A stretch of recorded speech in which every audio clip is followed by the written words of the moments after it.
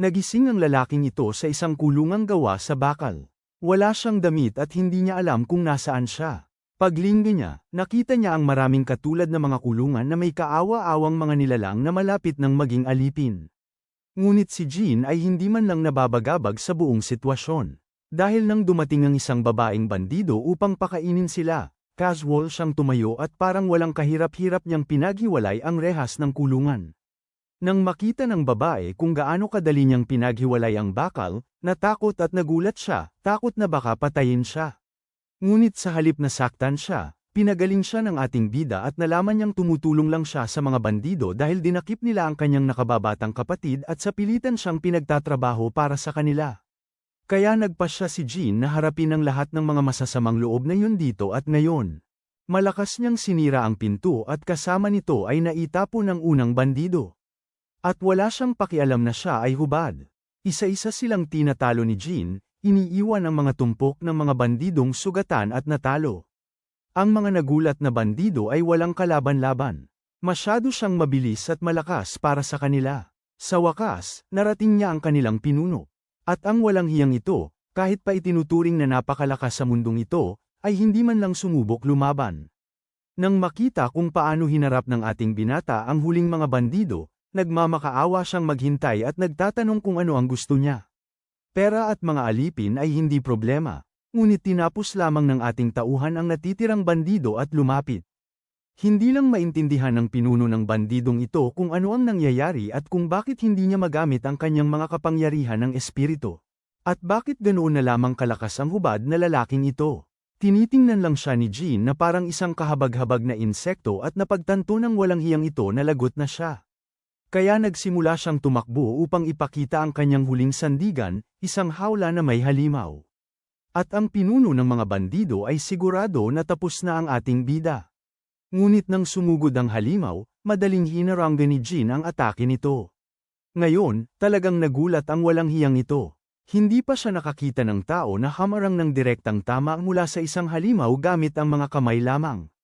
Lumalabas na may pambihirang lakas ng pangangatawan si Jean. At hindi lang yon, susunod, inilabas niya ang kanyang banal na kapangyarihan at nilipol ang halimaw gamit ang isang sinag ng enerhiya. At nang matapos yon, bumalik siya sa walang hiyang yon upang panagutin siya sa lahat ng ginawa niya sa mga kawawang kaluluwa. Ngunit bakit ganoon kalakas si Jean at paano niya nakuha ang kapangyarihang ito? Nagsimula ang lahat 100,000,000 taon na ang nakalipas. Isang napakalaking kalamidad ang bumaba sa planetang Earth, nilipol ang buong populasyon ng tao sa buong mundo. Nagsimula ang ugat ng kalamidad na ito nang may isang misteryosong virus na nagsimulang mag-mutate sa mga hayop, binago sila at ginawang kakilakilabot na mga halimaw na tila hindi mula sa mundong ito na kalaunan ay tinawag na mga corruptor. Sa loob lamang ng ilang taon, kumalat ang salot ng napakabilis kaya nawala sa sangkatauhan ang 99% ng populasyon nito dahil sa pagkawasak. Ang natitirang labi ng sangkatauhan ay ginawa ang kanilang buong makakaya upang hawakan ang mga frontline at lumaban. Sa kasamaang palad, mabilis na naging malinaw na ang kombensyonal na digmaan ay ganap na walang saysay laban sa mga halimaw na ito. Dahil sa kawalan ng pag-asa, nagsimula ang mga tao na magsagawa ng mga pagsubok sa kanilang kapwa. Mula sa lahat ng mga pagsubok, tanging si Jean Shudo lamang ang matagumpay na nagpakita ng aktwal na resulta. Kasama niya, nilikha ng mga siyentista ang isang contra-virus na binubuo ng mga nanomachine na idinisenyo upang ibalik ang dating kalagayan ng nasirang kapaligiran ng planeta. Taglay ang kanyang bagong nakuhang walang cap-Rs na kakayahan, si Jean ay naging tagapagligtas na superhuman ng mundong ito, palaging nagtatangkang protektahan ang huling natitirang mga pangkat ng sangkatauhan. Gayunpaman, sa huli, lahat ng ito ay nawala ng saysay. Huli na sila, at kalaunan, kahit ang huling mga nakaligtas na tao ay namatay. Nang wala ng sinumang poprotektahan, tila nawala ng saysay ang pag-iral ni Jean, dahil nabigo siya sa mismong tungkuling pinagkalooban sa kanya. O, sa madaling sabi, iyon ang paniniwala ng kanyang kaibigang siyentista na si Kagura. Ngunit may magkaibang pananaw si Jean. Para sa kanya, may dahilan pa rin upang magpatuloy. Kahit hindi niya mailigtas ang kasalukuyang populasyon, nanatili siyang may kumpiyansa na ang kanyang kapangyarihan ay makakapagbigay benepisyo sa mga susunod na henerasyon. Dahil abala na ang mga nanomachine sa paglilinis ng impluwensya ng mga corruptor mula sa kapaligiran, positibo siya na maibabalik ang dating ayos ng Earth, at handa siyang maghintay para sa araw na iyon. Dahil dito, inilagay siya ni Kagura sa loob ng isang hibernation capsule na dinisenyo upang panatilihin siyang buhay sa loob ng mga susunod na siglo. Habang si Jean ay payapang natutulog sa stasis, patuloy na nanalanta ang mga halimaw sa planeta. Ngunit, habang ang mga dekada ay naging siglo, at ang mga siglo ay lumabo patungo sa milenyo, ang pagbabago sa pandaigdigang kapaligiran ay sa wakas ay nagsimulang magpatong-patong ng exponential. Ang mga nilalang na iyon na bukod tanging nag-mutate ay unti-unting nagsimulang humina, nagbibigay daan para umusbong ang mga bagong species.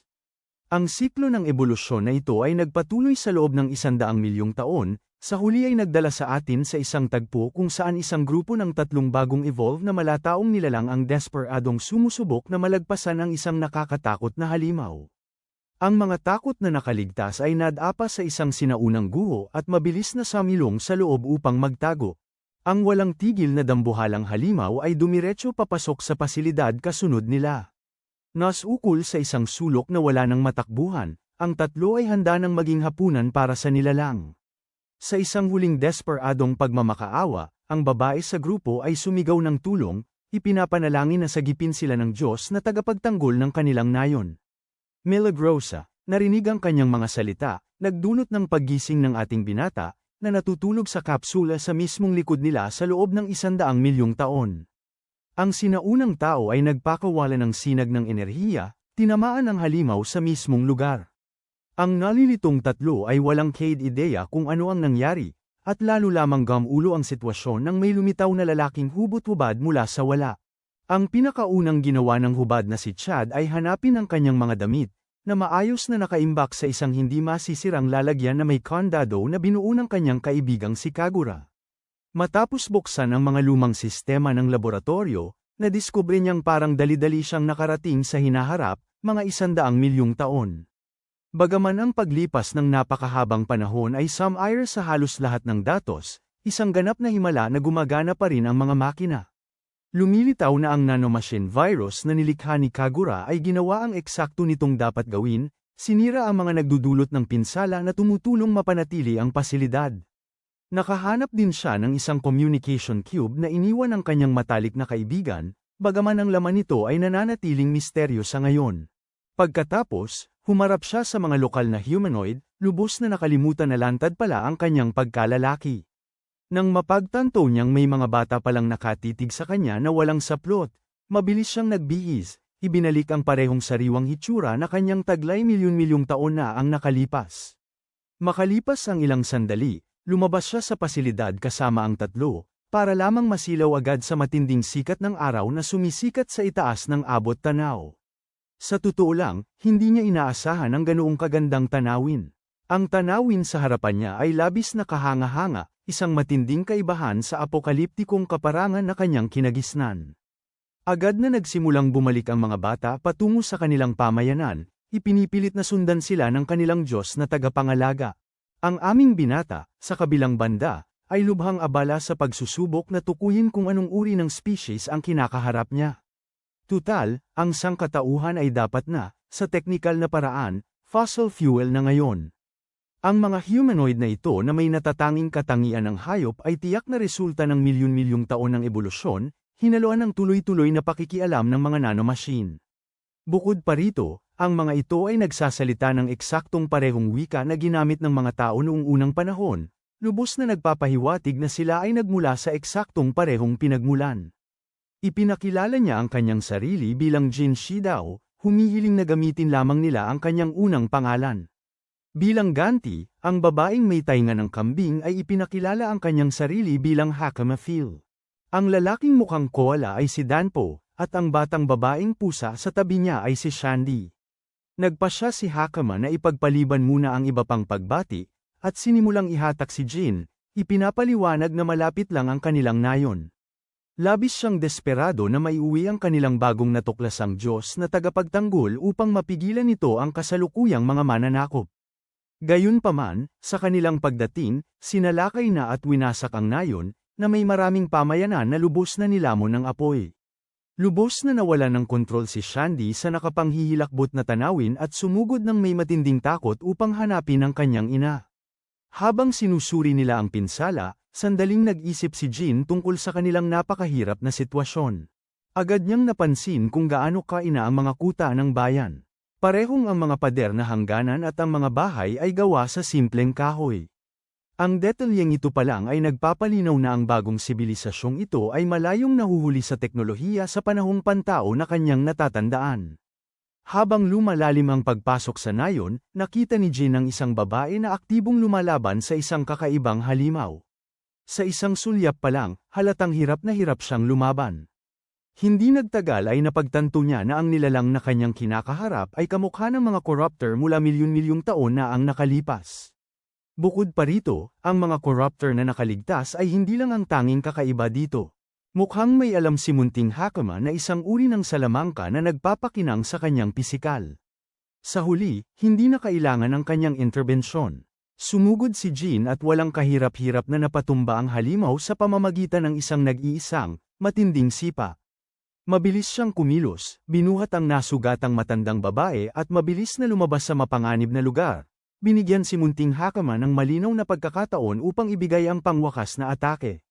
Gamit ang kanyang mahika, nagpakawala siya ng isang maliit na fireball na may matinding kapangyarihan, formal na ginapi ang halimaw.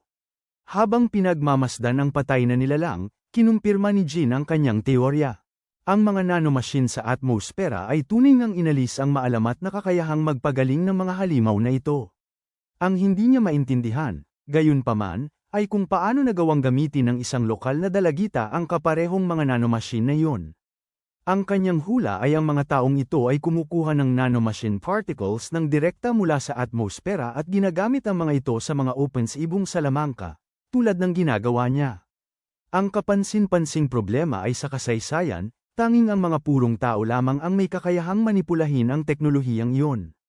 Direkta niyang ipinahayag ang kanyang pagtataka sa babaeng kakasagip lang niya. Nagtataka kung ang lahat ba sa panahong ito ay may ganitong mahika.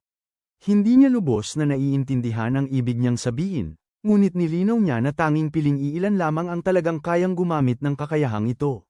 Sa kanilang kultura, pinaniniwalaan na ang mga individual na pinagkalooban ng banal na kapangyarihan ang tanging may pribilehiyo upang gamitin ang mahikang ito. Sa kanilang partikular na nayon, hindi hihigit sa 4 na tao ang may ganitong karangalan. Hindi na kailangang mag-isip pa ng malalim si Jean upang maintindihan ito. Ang mga banal na kapangyarihan ay isa lamang nilang sinauna at magarbong paraan ng pagpapaliwanag sa manipulasyon ng nanomachine. Nagmamadaling lumapit si Hakama sa matandang babae, na lola pala niya, at nag-aalalang nagtanong tungkol sa ibang taga-nayon, para lang malaman na nakalikas na sila. Ang pahayag na ito ay nagdulot ng malaking ginhawa sa tatlo.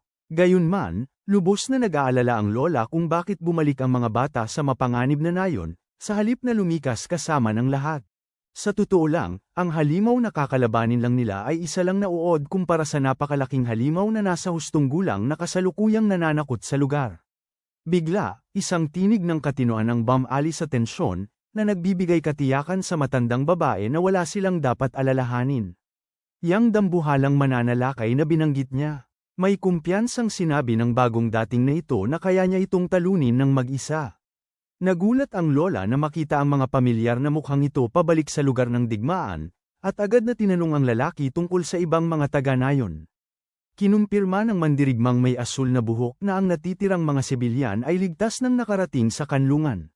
Lumalabas na ang matandang lalaking kasama ng lalaking may asul na buhok na ito ay sa katunayan ay ama ni Hakama.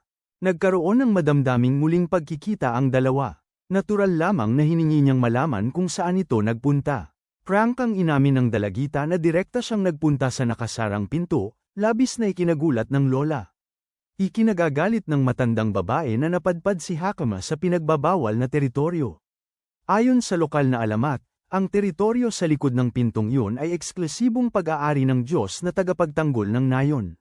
Dahil labis na nangamba si Hakama sa paglusob ng mga halimaw, paliwanag niya ay humingi lamang siya ng tulong sa Diyos. At buong pagmamalaki niyang itinuro, ang mismong Diyos mula sa kanilang mga alamat ay nakatayo sa tabi niya. Mauunawaan naman, labis na nagdududa ang lola, Tahasang tumangging kilalanin ang kung sino mang binatang ito bilang kanilang banal na tagapagtanggol. Mas malala pa, base sa kanyang itsura, ipinapalagay nilang ang aming anak ay kabilang sa isang mababang uri ng lahi, na nagpapangyari sa ideya ng pagbibigay sa kanya ng ganoong sagradong titulo na lubhang katawa-tawa. Sumingit, sinusubukan ni maliit na Shandy na kumbinsihin ang kanyang kapatid na asul ang buhok na si Jin ang tunay. Bilang tugon, mabilis na ibinasura ng kanyang kapatid na lubhang mapanghusga ang kanyang mga pahayag, itinuturo partikular ang karaniwang tenga ng tao ni Jin. Sa kanilang lipunan, sino mang hindi nagmamana ng natatanging katangian ng hayop ay inuri bilang isang mas mababang nilalang. Sa pagkakaalam ng lalaking ito, ang kanyang maliit na kapatid ay kumikilos lamang sa ilalim ng isang malaki at inosenteng pagkaunawa.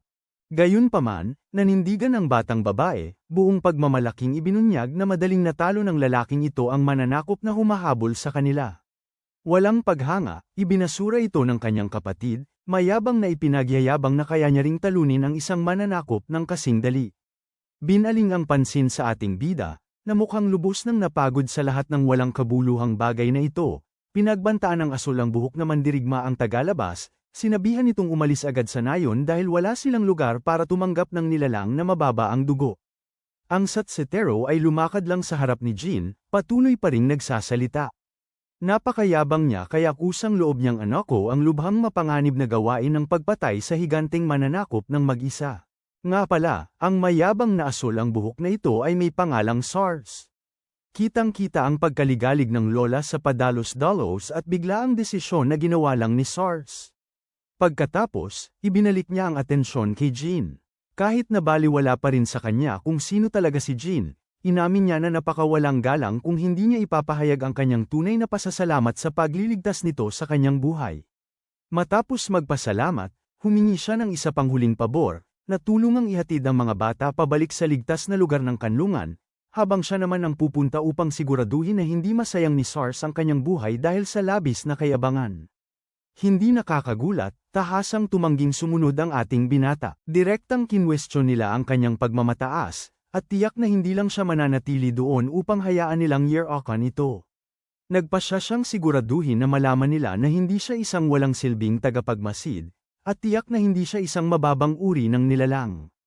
Ang eksena ay karapat-dapat na lumipat sa kalapit na lawa, na kasalukuyang kinaroroonan ng nakakapandiri, napakalaking halimaw. Sa wakas ay dumating na si SARS sa pinangyarihan, at hindi man lang siya kumurap bago pamwesto sa isang posisyong panlaban. Habang ang kanyang sibat at katawan ay may kargang gumagaspang, malazos na kulog, mabilis siyang lumusab patungo sa halimaw. Sa pagtatangkang gumanti, literal na ginagamit ng karima-rimarim na nilalang ang sarili nitong supling para ipukol. Sa kabutihang palad, ang mga di pinangalagaang, mad-ulash na larva na ito ay madaling puntiryahin ng pinaganang sibat ni SARS. Sa pagkakalas ng daan, sinamantala ni SARS ang pagkakataon, lumukso ng mataas mula sa lupa upang magbigay ng mapanirang hiwa direkta sa mukha ng halimaw. Malakas na umungol ang halimaw sa matinding sakit. Siyempre, alam nating lahat na hindi maaaring ganoon kadali, at tama tayo. Sa matinding pagkadismaya ni SARS, ang malalim, nakangangang sugat ng halimaw ay agad nagsimulang magpagaling. Ang biglaang pagkagulat ay pinaparalisa ang mandirigmang bughaw ang buhok, na nag-iwan sa kanya na bukas para sa isang nakamamatay na ganting sa lakay na wala siyang panahong ilagan. Ngunit gaya ng inaasahan, si Jin ay sumingit sa huling segundo, walang kahirap-hirap na hinaranggan ang malakas na atake na parabang balewala lang ito. Si SARS, ang dating hindi mayanig na mayabang na hanggal, ay biglang nasapul ng isang matinding pagharap sa katotohanan, at nagsisimula pa lamang ang palabas. Ang halimaw ay tumalon pabalik upang maglunsad ng isa pang atake na doble ang lakas kumpara sa nauna. Si Jin, gayunpaman, ay hindi man lang binigyan ng nilalang ng pagkakataong umindayog.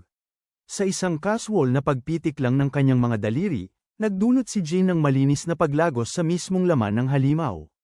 Ang mayabang na nilalang ay tanging nakapanood lamang sa kamanghamanghang palabas sa isang natulala at tahimik na paraan. Di nagtagal, ang natitirang bahagi ng grupo ay dumating na nagmamadali patungo sa gilid ng tubig.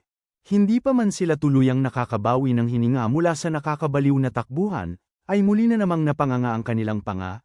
Pinapanood ang aming binata na harangin ang napakalaking halimaw gamit ang isang kamay, Habang patuloy itong sumusubok na magbigay ng matinding puwersa, si Jin ay nagsisimula ng mainip sa palitan. Nagpasya siyang tapusin agad ang mga bagay-bagay, kaya hinawakan niya si Sars sa baywang at tumalon palayo. Sa oras na lumayo ang kamera, nasaksihan namin ang napakalaking halimaw na lubusang nilagusan ng enerhiya ni Jin. Nagtatarantang nakipagtalo si Sars na walang silbi ang malalaki at kapansin-pansing pag-atake kung ang halimaw ay may kakayahang bumalik sa dati ng walang hanggan. Sa kabutihang palad, naisaalang-alang na ni Jin ang mismong salik na iyon. Dito mismo nagagamit ng husto ang mga nanomachine, aktibong pinipigilan ang cellular regeneration ng halimaw. Ang pinsalang idinulot ni Sars kanina ay talagang lubhang malaki, ngunit napakababaw ng hiwa para ma-overload ang kakayahang magpagaling ng nilalang. Sa ngayon, halos nasa bingit na ng pagkasira ng isip si Sars sa pagpoproseso pa lamang ng posibilidad na ang hamak na lalaking ito ay baka ang kanilang Diyos na tagapangalaga. Nakakatawa, mabilis na itinatanggi ni Jin ang pagkakaroon ng anumang banal na pinagmulan na magbibigay karapatan sa kanya para sa mariinggol na titulong iyon. Ang tiyak niyang nalalaman ay ang tanging dahilan ng kanyang patuloy na pag-iral ay upang protektahan ang mga tao ng hinaharap at puksain ang mismong mga halimaw na nakatayo sa kanyang harapan. Sa matinding galit, umungol ang halimaw at walang taros na iwinasiwas ang napakalaking buntot nito. Desperadong tangkaing pinsalin ang maliksi na bayani na patuloy na nakakalusot sa depensa nito na parang tubig. Matapos mabilis na makabuo ng isang panalong estratehiya, nagpatuloy si Jin upang ganap na pigilan ang paggalaw ng nilalang sa pamamagitan ng pagbalot dito ng siksik na dilaw na kristal na yelo. Habang nagpapalakas siya para sa isang kritikal na atake na garantisadong ganap na puksain ng halimaw, sa wakas ay nagpakilala siya ng maayos.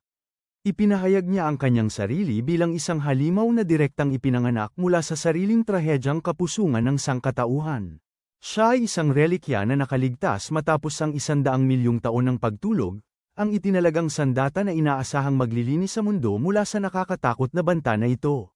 Ang Sars ay hindi eksakto sa posisyon upang lubos na maunawaan kung ano ang pinagsasasabi ng taong ito, ngunit ang tanging mahalaga sa kanya ngayon ay kung kayang tuparin ni Jin ang kanyang malalaking pahayag. Aba, syempre kaya ni Jin.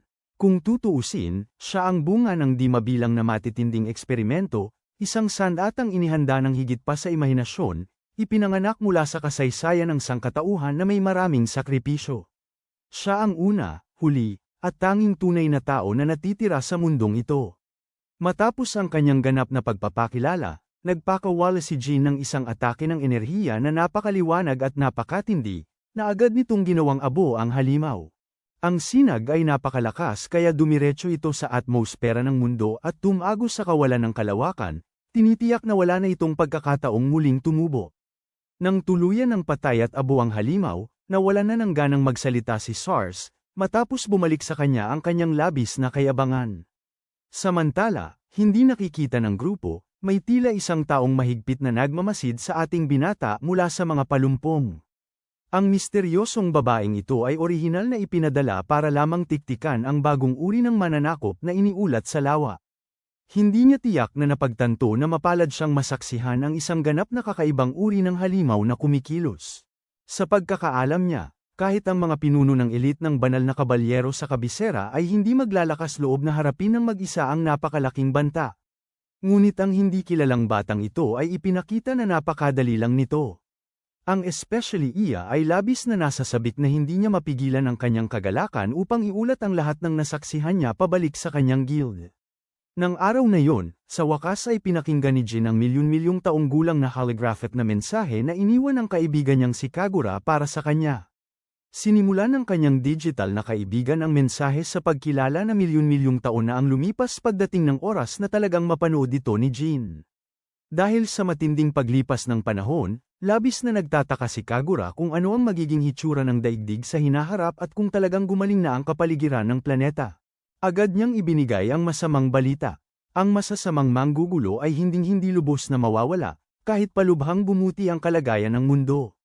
At sa totoo lang, ang katotohanan yon ay halata na dahil kakatapos lang ni Jin labanan ang isa.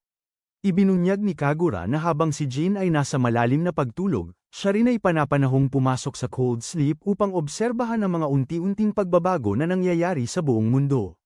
Dahil sa pagpapanumbalik ng kapaligiran, Unti-unting bumababa ang pangkalahatang bilang ng mga manggugulo. Sa kasamaang palad, habang nagbabago ang ekosistema, ang mga manggugulo ay nagsimulang mag-evolve kasabay nito. Ang adaptasyong ito ay isang kitang-kitang tanda na hinding-hindi lubusang mawawala sa mundo ang banta. Upang labanan ito, ipinaliwanag ni Kagura na sadyang binago niya ang genes ng mga bagong lumitaw na porma ng buhay, binigyan sila ng potensyal na labanan ang mga tagapangwasak sa halip na basta maging biktima lamang nila. Bukod pa rito, inihayag ni Kagura na nag-iwan siya ng isang napakalaking power-up partikular para sa ating binata.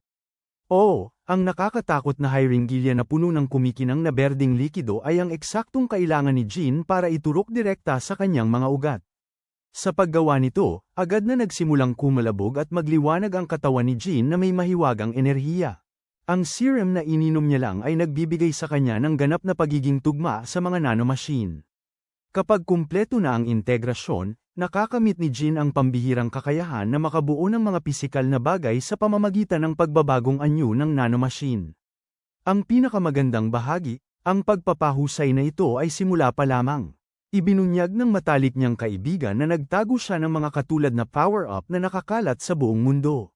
Sadyang hindi niya inimbak ang lahat sa isang lugar, sakaling magtagumpay ang mga corruptor na sirain ang isang pasilidad at burahin ang lahat ng sabay-sabay.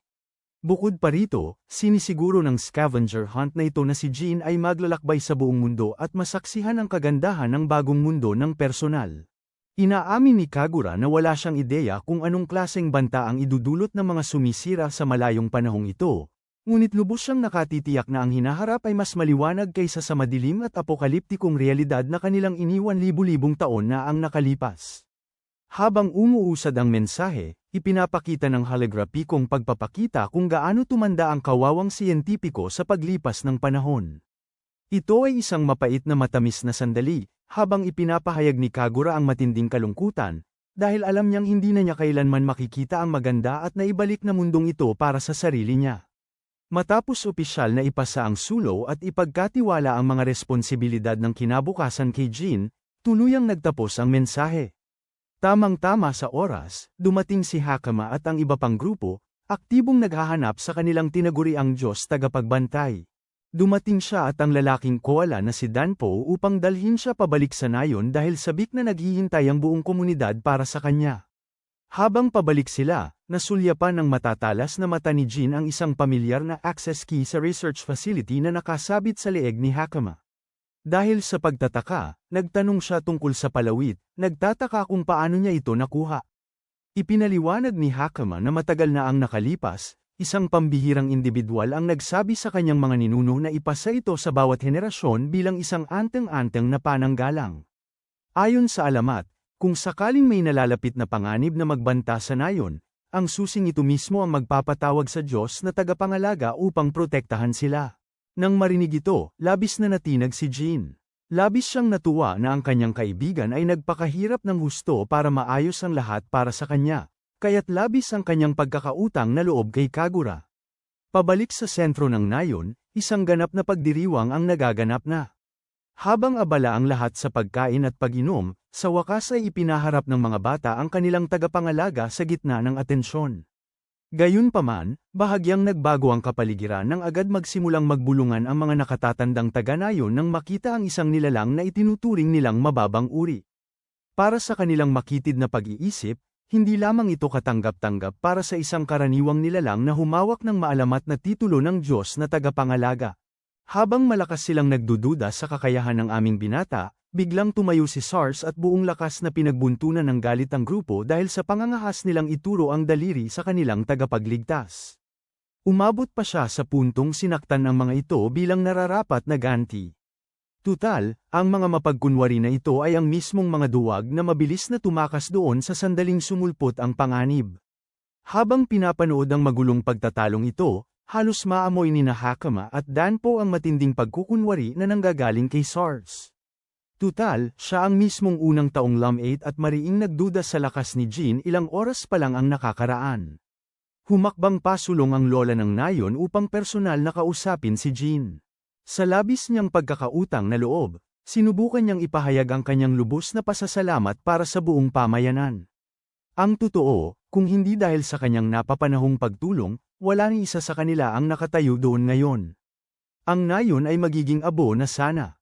Tulad ng inaasahan, walang pakialam niyang isinantabi ang papuri, iginiit na bahagi lang iyon ng kanyang trabaho. Gayunpaman, alam niyang hindi siya palalampasin ng mga taong ito nang walang ibinibigay na kapalit sa kanya bilang tanda ng mabuting kalooban. Sa halip na humingi ng material na yaman, humiling siya ng isang bagay na mas mahalaga na impormasyon. Nais ni Jean ng isang detalyadong ulat tungkol sa kasalukuyang kalagayan ng mundo. Sa kasamaang palad, ang grupo ng mga taga-nayon na hiwalay ay hindi naman ganoon kahanda sumagot sa isang napakabigat na tanong tungkol sa pandaigdigang usapin. Para makuha ang mga sagot na hinahanap niya, mariin nilang pinayuhan siya na bisitahin ang kabisera ng kaharian, kung saan naninirahan ang hari ng Kermosha. Dahil nagtitipon sa kabisera ang mga tao mula sa iba't ibang antas ng buhay, ito ay isang malaking sentro para sa pandaigdigang usapin at mahalagang impormasyon.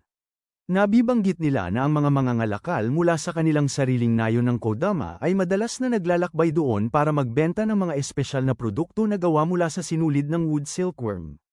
Kahit na kilala ang daan patungo sa kabisera bilang mahaba at mapanganib, naniniwala ang lola na magiging maayos si Jean dahil kitang-kita naman na hindi siya basta-bastang tao.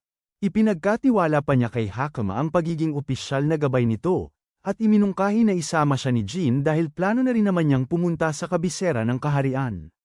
Dahil isa si Hakama sa iilang bihira na may kakayahang gumamit ng kapangyarihang banal, gusto niyang mag-enroll sa prestihiyosong akademya na nakatuon sa pagsasanay ng mga gumagamit ng mahika.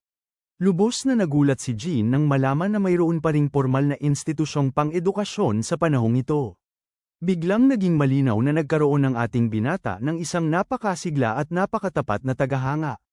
Masiglang nagboluntaryo si Sars na maging personal na bodyguard ng Diyos na tagapagbantay sa paglalakbay.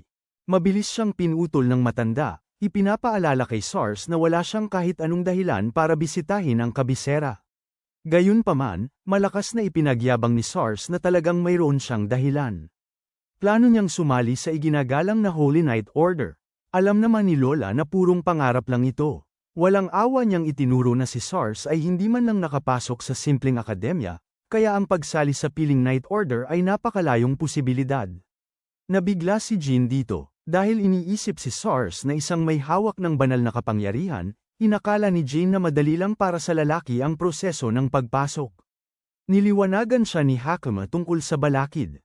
Mayroong sapilitang nakasulat na pagsusulit na partikular na idinisenyo upang salin ang mga hanggal, at si Sars ay trahedyang naging biktima ng sarili niyang matinding katangahan. Sa kabila ng biruan, unti-unting lumalakas ang pagkausisa ni Jean tungkol sa piling antas na ito na kilala bilang mga banal na kabalyero.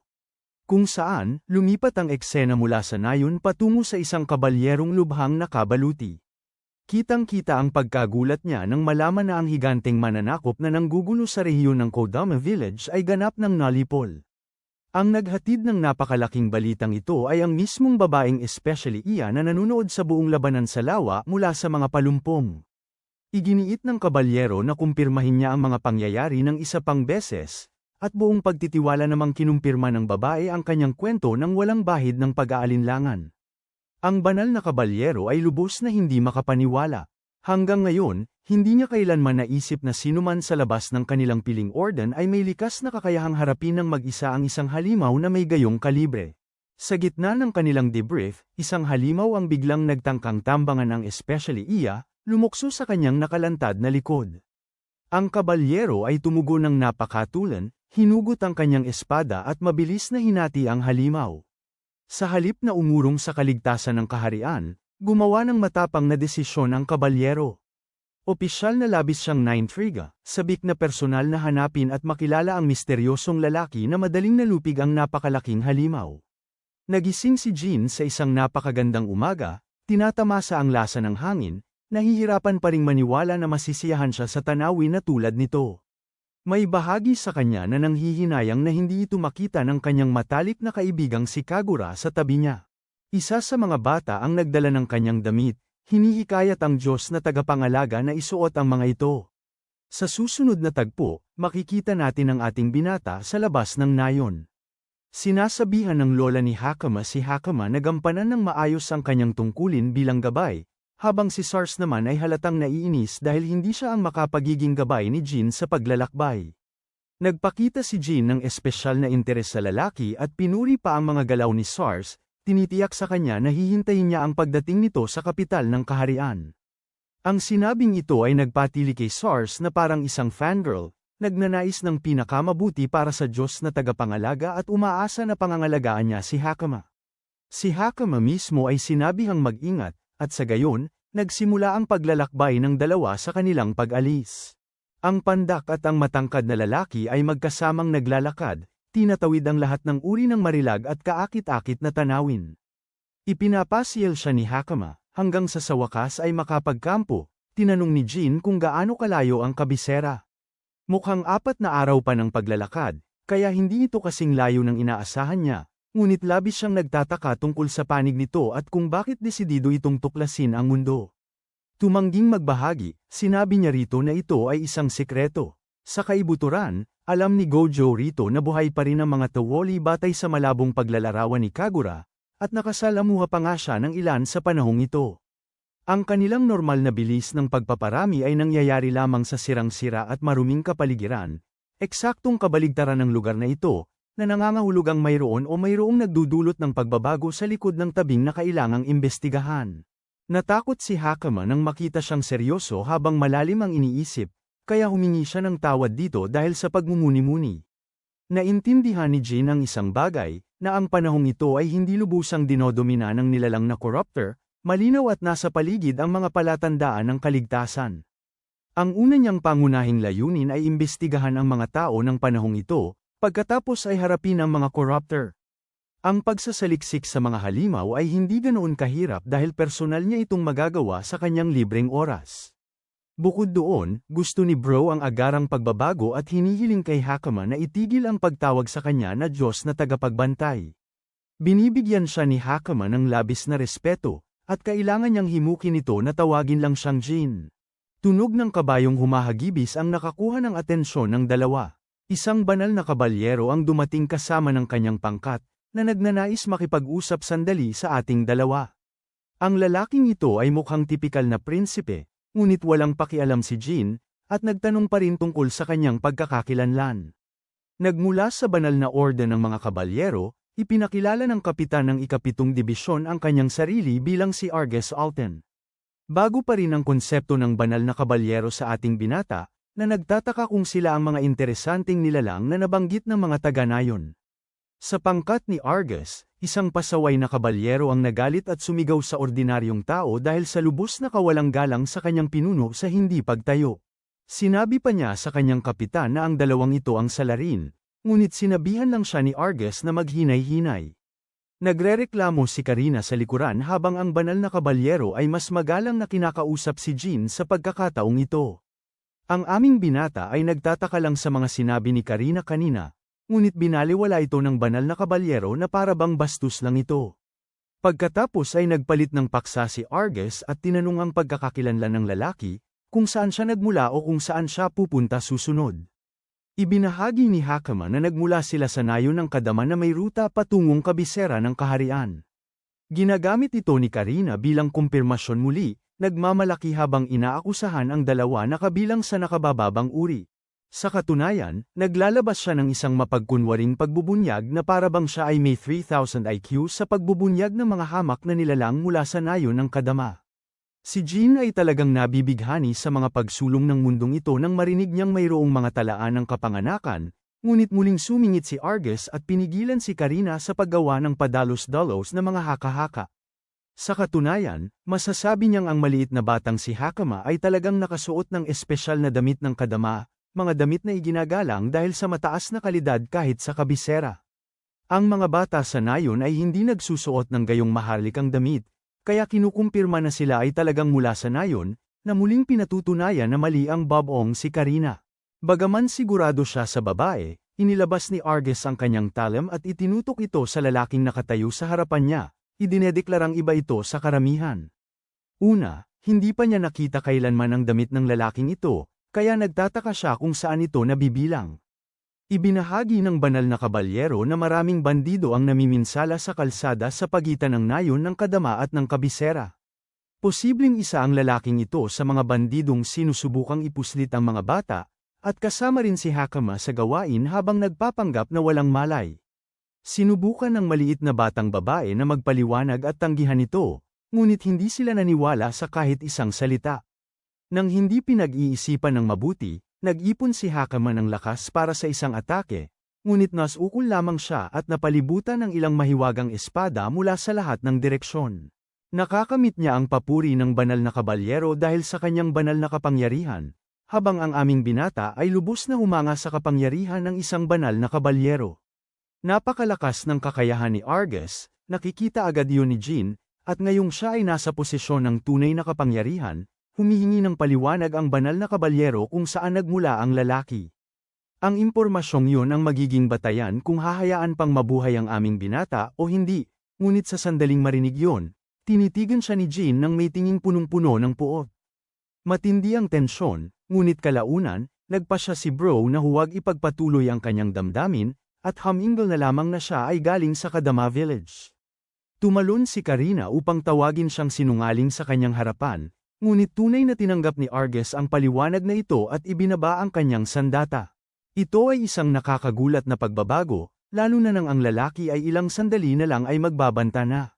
Nararamdaman ng banal na kabalyero na hindi ito nagsisinungaling, habang opisyal na idinedeklara ni Hakama si Jean bilang tagapagtanggol na Diyos ng nayon. Nakakaintriga sa banal na kabalyero ang konsepto ng isang Diyos na tagapagtanggol, ngunit hindi niya ito siniseryoso at tumalikod upang umalis. Sumakay siyang muli sa kanyang kabayo, humihingi ng paumanhin sa kanyang kawalan ng galang. Ginagawa pala ni Argus ang lahat ng iyon bilang bahagi ng kanyang trabaho. Nauunawaan ng kapitan na magkikita sila sa kabisera ng kaharian sa hinaharap. Sa katunayan, nag-aalok pa nga siya sa kanila ng pagkakataong hanapin siya kung makaranas sila ng problema. Sa pagsasabi nito, nagmadali siyang umalis, na ikinahiya ni Karina na sa kung anong dahilan ay gusto sanang mangyari ang isang seryosong kaganapan. Maging si Jean ay naguguluhan sa sobrang hilig sa drama ng babaeng ito. Sa susunod na eksena, makikita natin ang koponan na papunta sa kanilang susunod na destinasyon. Pinipilit ni Karina ang sarili ng walang dahilan, idinidiin na si Jean ay kaina-hinala at hindi nila dapat hinayaang makatakas ang mababang uri ng nilalang na yon.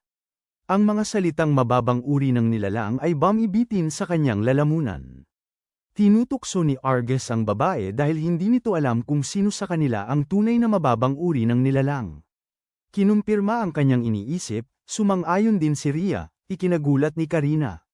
Sa katunayan, idinidiin niya kung gaano kalaki ang agwat na parang sa isang Diyos sa pagitan nila at ng lalaking kinakaharap nila noon.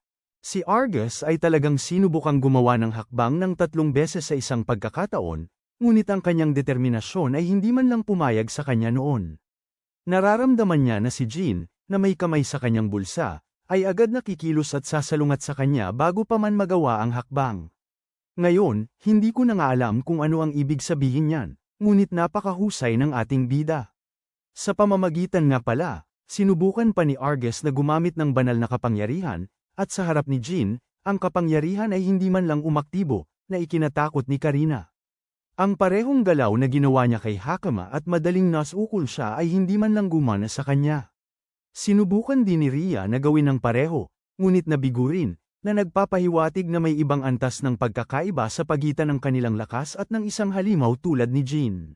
Ang gawaing ganyan, kahit sa pananaw ni Argus, ay tanging magagawa lamang ng pinakamataas na komandante sa Night Order. Humalakhak si Rhea at Karina, ang babaeng walang muwang ay walang kaalam-alam kung gaano kalaki ang agwat ng kanilang kakayahan noon.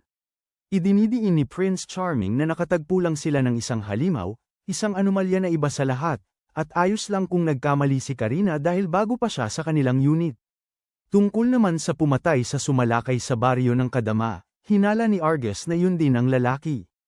Iniisip ni Karina na delikado ang sitwasyon, ngunit matalino ang kanyang kapitan at naniniwala na delikado ang sumalakay sa isang tao na wala silang kaalam-alam tungkol dito. Naniniwala rin siya na si Jean ay medyo kalmado sa pagiging pasibo, at sa ngayon, ang kanilang layunin ay bumalik sa kapital ng kaharian, dahil hindi na kailangan ang kanilang paglahok. Ang huling bagay na pinag-usapan nila ay ipaalam sa guild ang sitwasyon ng mga tulisan, at sa isip ni Argus, naiwan siyang naguguluhan tungkol sa karakter na ito ng Diyos na tagapangalaga ng nayon ng kadama. Kung sana maging kakampi nila ang lalaking iyon, masosolusyonan nito ang maraming problema na pinagdudusahan ng kanilang bansa. Sa susunod na eksena, ang ating binata ay nasa kalsada muli kasama si Hakama. Binanggit kung paano sila nakatagpo ng isang interesanteng tao noong isang araw. Iniisip niya kung lahat ng mga banal na kabalyero ay kasing lakas ng nakilala nila, ngunit nilinaw ni Hakama na si Argus ay pambihira. Kahit sa Night Order, tanging ang pinakamahuhusay lamang ang kinikilala bilang mga banal na kabalyero para maging kanilang mga pinuno. Nasa tuktok ng kanilang liga si Argus. Ikinumpas pa nga niya kung gaano kabilis ang pag-activate ng sining espiritu ni Argus nung isang araw, isang termino na hindi pamilyar sa ating binata. Tila sa kasalukuyang panahon, ang paghiram ng kapangyarihan ng mga espiritu ay tinatawag na banal na kapangyarihan, at ang mga teknik na ginagamit upang linangin ang ganoong kapangyarihan ay karaniwang ang pamamaraan ng espiritu, o mga sining ng espiritu. Sa madaling salita, ang mga nanomachine ni Kagura at Jin ay itinuturing na mga espiritu na lampas sa kanilang pangunawa. Alam niya na dapat mukha silang isang talagang gulong pantasya para sa kasalukuyang panahon, ngunit hindi niya maiwasang maalala ang matinding galit ni Karina tungkol sa mas mababang nilalang. Napukaw ang interes ni Jin sa termino at nalaman niya na sa kasalukuyang panahon ay may iba't ibang lahi ng mga tao. Mayroon ding kahawig ng mga insekto at isda, at batay sa sinabi ng kanyang lola, may isang partikular na lahi na kayang mamuhay sa tubig o sa mga tiyak na rehiyon lamang. Nagbago iyon sa paglipas ng panahon, dahil nag-evolve ang mga nilalang para umangkop sa kapaligiran. Lubhang nakaaakit ang linyang ito kay Jin, na agad na pagtanto na nangangahulugan ito na ang ilang nakaligtas sa sangkatauhan ang naging sanhi para simulan ang evolution cycle makalipas ang 100 milyong taon. Ayaw niyang masyadong pag-isipan ang malaking hinuha na ito. Sa halip, naisip ni Jin na ang mga taong hindi nagbago at umangkop sa kapaligiran ay naging katatawanan na tinawag nilang mas mababang uri ng nilalang. Dahil hindi sila makapag-adapt, nakikita silang mga mababang uri at mahina, kahit na ang kanilang lipunan ay tinatreto silang parang mga walang halaga, binibente sila bilang mga alipin. Ang konsepto ng pagkaalipin sa panahong ito ay nakakabahala sa aming batang lalaki, pero matatag si Hakama sa kanyang sariling opinyon. Maliwanag niyang sinasabi na halos walang pagkakaiba sa pagitan nila at ng mga mababang nilalang. Hindi niya nauunawaan kung bakit tinatreto ng mga tao ang iba ng walang paggalang dahil lamang sa may pagkakaiba sila. Bawat tao ay kakaiba sa kanilang sariling paraan, at habang naririnig siyang nagsasalita ng ganoon, naiintriga si Jin sa karakter ng maliit na batang babae. Habang nag-uusap sila, may biglang sumulpot sa harap nila na mukhang magaspang at napagod na.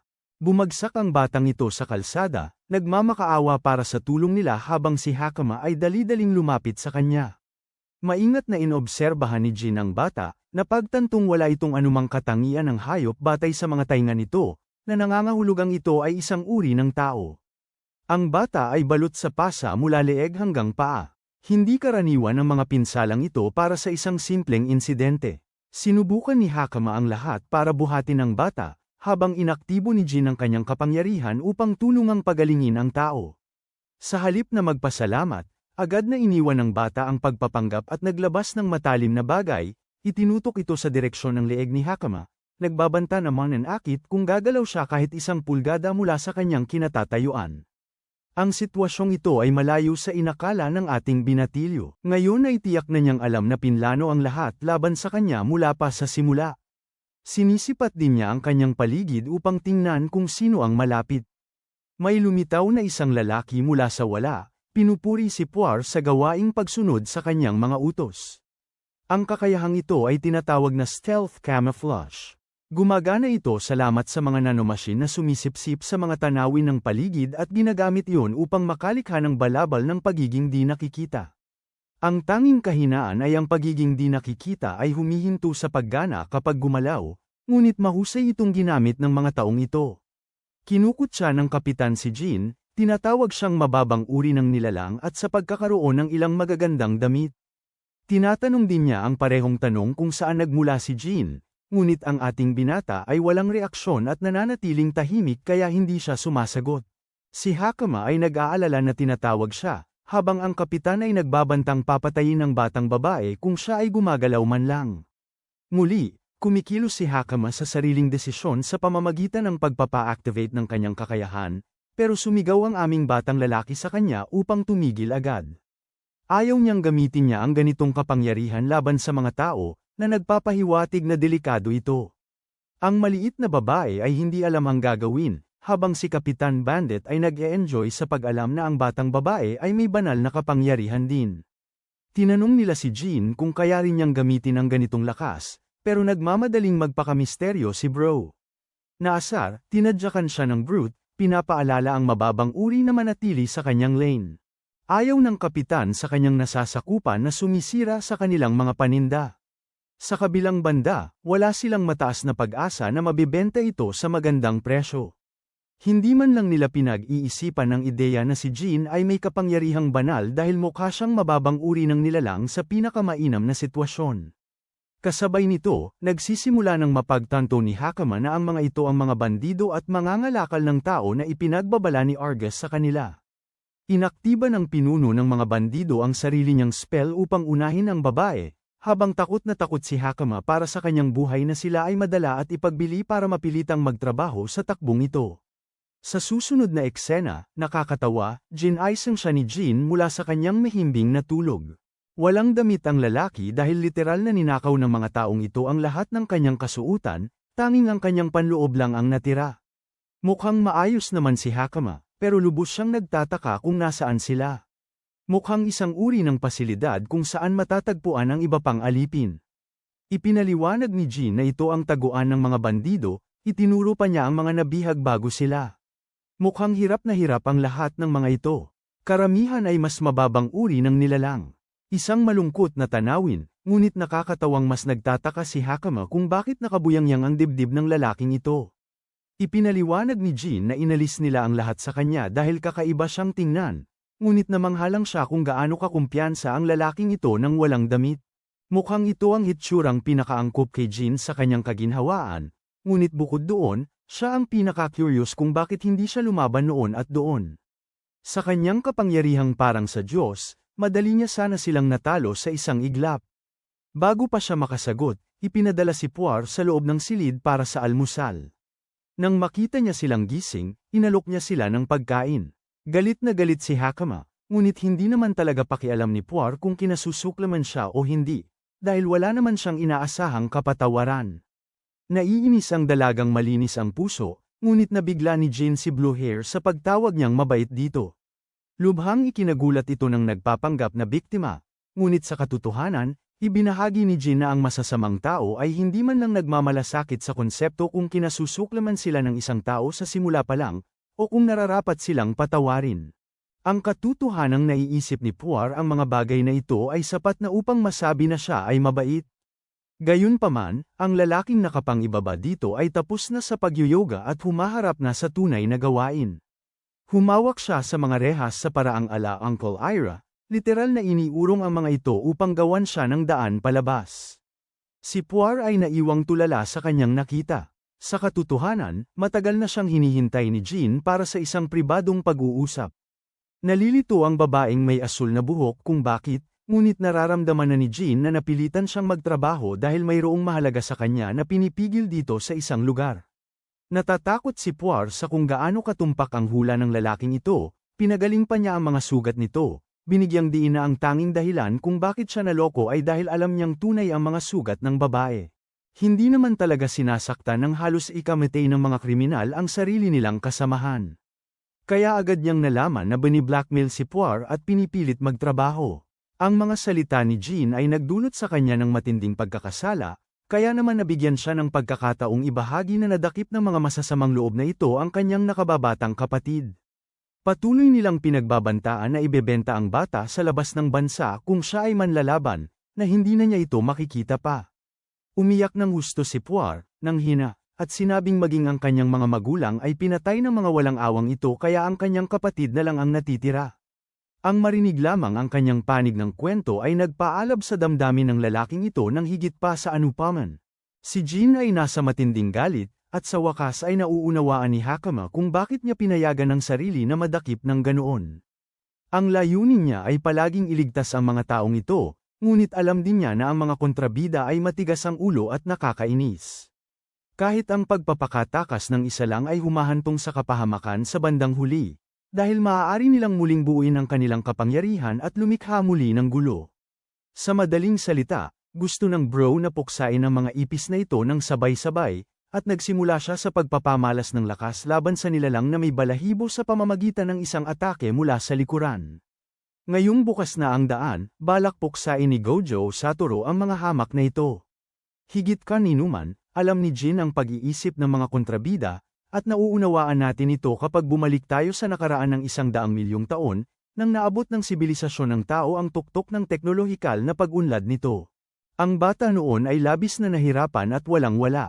Ang una niyang naisip ay hanggan ang katarungan sa mundo, ngunit ang paghanga na iyon ay sinundan ng ikalawa, mas nakakapangambang realisasyon.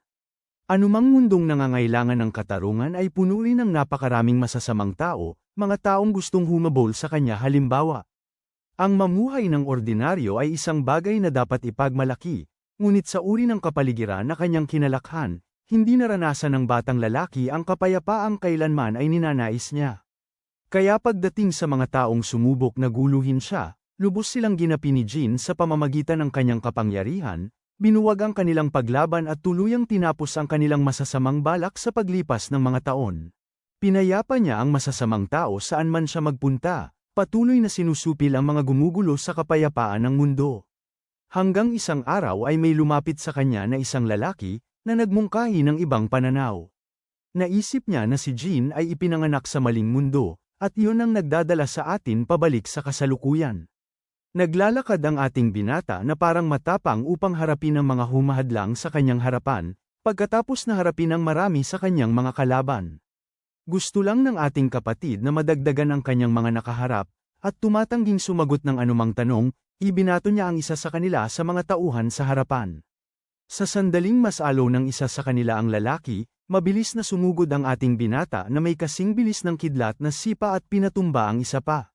Ang kaibigan niya ay nanlumo dahil kay Jin na ibinalibag ang lalaki, na bumangga sa pader at nag-iwan ng malalim na marka, na parabang isang halimaw na hindi marunong tumigil.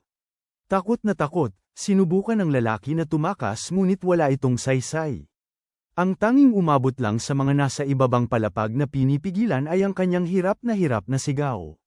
Nararamdaman ni Puar na ang sigaw na ito ay nagmumula sa iba. Totoo na siyang nagtataka kung sino ba talaga si Jin. Walang pakialam na ibinunyag ni Hakama na ang lalaking ito ay isang naglalakad na Diyos, at wala silang dapat ipag-alala dahil siya mismo ang bahala sa lahat.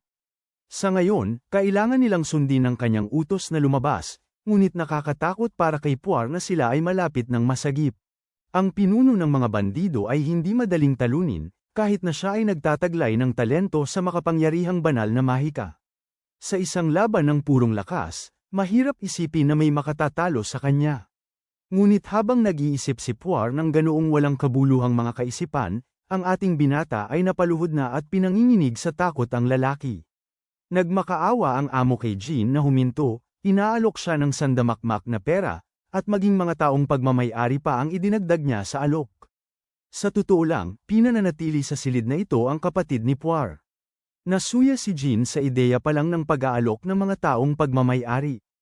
Tinapos niya ang buhay ng isa pa sa harapan ng amo, habang nagtatanong ang pinuno ng mga bandido kung ano ba talaga ang nangyayari. Hindi man lang tila gumana ang kanyang sining ng espiritu sa harap ng tila banal na abs ng lalaking ito. Ibig kong sabihin, kapangyarihan. Pero higit pa riyan ay ang misteryo kung bakit nakamit ni Jin ang lahat ng kapangyarihang ito. Nakakatuwa, tinawag ng ating bida ang asong ito na isang hilaw na kontrabida, dahil ang mga tunay ay may lakas ng loob na tumakas kapag alam nilang mas mahina sila. Ngunit ang pinuno ng mga bandido kasama ang kanyang mga tauhan ay pawang mapagmataas at mapanlait na minamaliit ang iba, nililinlang ang sarili na baka kaya nilang manalo. Ngunit sa sandaling matakot silang matalo na, ay nagsimula silang magmakaawa. Sa totoo lang, nakakabusog ang paalitang paghamak na ito, at sumunod sa payo ng ating bida, kumilos ang pinuno ng mga bandido upang tumakbo. Diretso siya sa elevator upang hilahin ang pingga, inilalabas ang isang lihim na sandata na kanilang pinanatili sa loob ng kulungan at itinuring na halimaw. Nagulat si Jin nang makita ang isang nilalang na tuwali at kontrolado nila. Isa itong makapangyarihang nilalang na nakuha para sa isang partikular na maharlika. Ang nakakapagtaka ay bakit hindi kaagad nakawala ang kulay lilang Arnold Schwarzenegger na ito mula sa kanyang hawla. Tuwang-tuwa ang pinuno ng mga bandido na haminin si Jin, nangako siyang dalhin ang lahat sa kaguluhan habang ang nilalang ay umalingawngaw sa sigaw nito sa laban. Ang unang atake ay galing sa tiwaling halimaw, na umindayog upang patumbahin si Jin habang nakatayo. Naharangan ang atake, na nagbigay sa atin ng tanawin ng napakalaking nilalang na yun sa proseso. Ang pinuno ng mga bandido ay natigilan sa lakas ng mga kalamnan ni Jin. Samantala, ibinahagi ni Jin na sadyang ipinanganak siya na may katawang higit sa tao, na nagtataglay ng mga hibla ng kalamnan na ilang ulit na mas mataas kaysa sa karaniwang tao. Ngayon na ang pagkakataon niyang sumalakay, sinipa ng lalaking ito ang nilalang pabalik, bago mangako na ilalabas pa ang kanyang lakas. Nagpakawala siya ng Kamehameha Wave na parang si Goku o kung ano paman, winakasan ng halimaw sa isang sabog. Matapos ang lahat ng iyon, ang pinuno ng mga bandido ay bumalik sa kung saan siya nagsimula, nakaluhod muli. Tinitigan siya ni Jin, nagtataka kung ano ang susunod na gagawin ng kaawa-awang nilalang na ito. Ngayon na wala na siyang pagpipilian, sinubukan ni Bro na makalusot, nagmamakaawa na patawarin. Ngunit ang aking maluwalhating hari na may puting buhok ay tumugon ng isang matinding pagharap, tinatanggihan ang anumang pagkakataon ng awa. Nang maayos na ang usapin, kinolekta niya muli ang kanyang aura farming drip at humingi ng paumanhin sa mga bata ng maaga dahil sa paghihintay. Una, gusto ni Bro na suriin ang mga dokumento upang mangolekta ng direktang ebidensya ng kanilang mga krimen. Nagbukas siya ng isang drawer at nakahanap ng isang kawili-wiling set ng mga tala. Isang sulyap lang sa mga ito marahil ay magpapaisip sa iyo na nanalo ang taong ito sa jackpot. Ngunit hindi, ang ating kasama ay walang kaalam-alam kung ano ang binabasa niya ngayon. Hindi niya kabisado ang wika, kaya't labis siyang nahihirapan para humingi ng tulong kay Hakama. Sa kabila nito, hindi maintindihan ni Jin kung bakit ginagamit ng mga tulisang ito ang mga tuwali.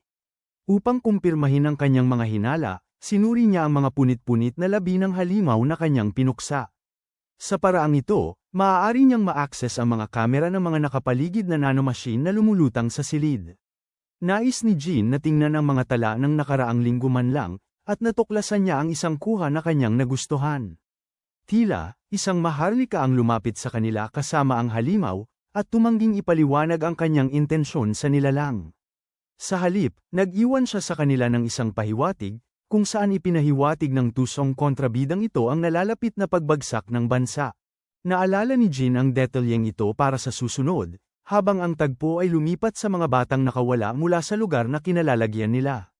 Nagkita muli si Poyer kasama ang kanyang nakababatang kapatid. Niyakap ng dalawa ang isa't isa ng matagal, pakiramdam na ligtas sila at walang sinuman sa kanila ang matinding nasaktan. Lumingon siya at tinawag si Jin bilang isang Diyos, pinasasalamatan siya sa lahat ng kanyang pagsisikap, habang tumanggi si Bro na tanggapin ang pangalang yun. Bukod pa rito, nagtataka siya tungkol sa mga taong nakaunipormeng pula na kasalukuyang pinipigil ang mga bandido. Tila sila raw ay mga kawani ng guild. Sa katunayan, ang taong may kahangahangang buhok at balbas na nakatayo malapit sa kanila ay ang guildmaster ng kanilang lungsod. Ang kaparehong lalaki ay lumapit kay Jin at nagtanong kung konektado siya sa insidente. Kinumpirma ng ating binata ang kanyang kontribusyon, at pinakiusapan si Padrak na formal na magpakilala bilang guildmaster, at pasalamatan siya sa kanyang mga pagsisikap. Tiningnan niya ang lalaki, na mangha kung paano nadaig ng isang tao ang ganoong karaming tao nang walang ni isang tama. Sa kabila ng kanyang anyo na parang isang mas mababang uri ng nilalang, batid ni Padrak na hindi birong tao ang lalaking ito. Ibinahagi ng guildmaster na ang insidente ay nagdulot ng malaking pinsala. Ang mga kahilingan para sa paglipol ng mga bandido ay nasa pinakamataas na antas kailanman. Nagpakuryoso ito kay Jin, dahil iniisip niya na gagawin ng sinumang Panginoon ang kanyang makakaya upang unahin ang paghuli sa mga bandido. Ang guildmaster ay tumawa, na nangangatwirang kahit ang Panginoon ay walang ganoong antas ng awtoridad. Ang pagharap sa mga krimen ay itinuturing na tungkulin ng mga miyembro ng guild, ang mga sumumpa ng kanilang katapatan sa hari. Kahit pa si Lord Shapayon, ang pinuno ng lupain, ay makagawa ng krimen, kailangan nilang iulat ang sitwasyon sa hari, kahit na tila malabong mangyari ang ganoon. Si Padrak ay tiwala sa kanyang hinuha, habang inihahambing ni Jin ang sitwasyon mula sa 100 milyong taon na ang nakalipas, na pagtatanto na ang isang Panginoon ay kumakatawan sa isang alkalde, at ang guild ay kumikilos tulad ng pulisya. Kahit na ganoon, si Lord Shapayon ay hindi isang taong madaling mapagkakatiwalaan. Nagpasya si Jin na ibigay ang lahat ng dokumentong nakuha niya mula sa mga bandido, nagtatanong kung may silbi ba ang mga ito sa guild. Binasa ng guildmaster ang isa sa mga ito, at doon niya napagtanto na ito ay isang wastong listahan ng mga nakipagkalakalan sa mga bandido. Dahil sa listahang ito, madali nilang mahuhuli ang buong grupo. Dahil sa kuryosidad, tinanong ni Jin kung kasama rin ba sa listahan ang pangalan ng City Lord. Ngunit nakakagulat, wala ang pangalan ni Lord Shapayon sa listahan, na nagpapatunay na siya ay isang tuso na kontrabida na nagtatago ng kanyang mga bakas. Sa ngayon, wala pa masyadong magawa si Jin tungkol sa sitwasyon. Nakatulong siya sa pagpapalaya ng mga alipin, kaya nais niyang malaman kung ano ang mangyayari sa kanila ngayon. Ang guildmaster ay tinitiyak sa kanila na aakuin ng guild ang responsibilidad sa pagbalik sa kanila pauwi ng ligtas kung may naihain ng ulat ng pagkawala. Ngunit para sa mga walang ganoon, sa kasamaang palad, wala silang mapupuntahan.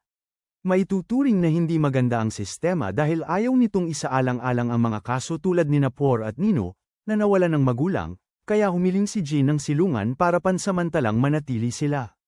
Nakakagulat, ang panahong ito ay wala man lang silungan sa bayan. Si Padrak ay makakahanap lang ng trabaho para sa mga batang ito. Ngunit dahil silang dalawa ay ikinategorya bilang mababa, mahirap ding gawin yun. Ang mga bata ay nagtatampo, habang si Jin ay nadismaya na pare-pareho lang ang lahat sa mundong ito. Ayaw niyang iwan ang mga batang ito ng mag-isa, kahit walang mapagtrabahuhan. Biglang may pumasok na ideya sa kanyang isip, kaya tinanong niya sila kung payag ba ang dalawa na magtrabaho kung bibigyan ng pagkakataon. Pumayag si Por at gustong subukan ito, na nagpaalala kay Jin kay Golden Knight Argus, na minsang nag-alok ng tulong sa kanila kung kinakailangan. Sa susunod na eksena, tayo ay nasa kabisera ng kaharian, ang Kermosha, upang bisitahin si Argus. Pabalik na ang banal na kabalyero nang bigla siyang makaramdam ng lamig na tila mula sa wala. Pagdating sa kanyang tirahan, sinabihan niya ang pangkat na magpahinga para sa araw na iyon. Bumalik si Argus sa kanyang silid. Sinalubong siya ng isang pangkat ng mga kasambahay at kitiwala na bumabati sa kanya ng may pagmamalaki at karangalan. Ang una niyang ginawa ay humingi ng ulat, at mula sa reaksyon ng kanyang mga lingkod, nakuha ng banal na kabalyero na may nangyari.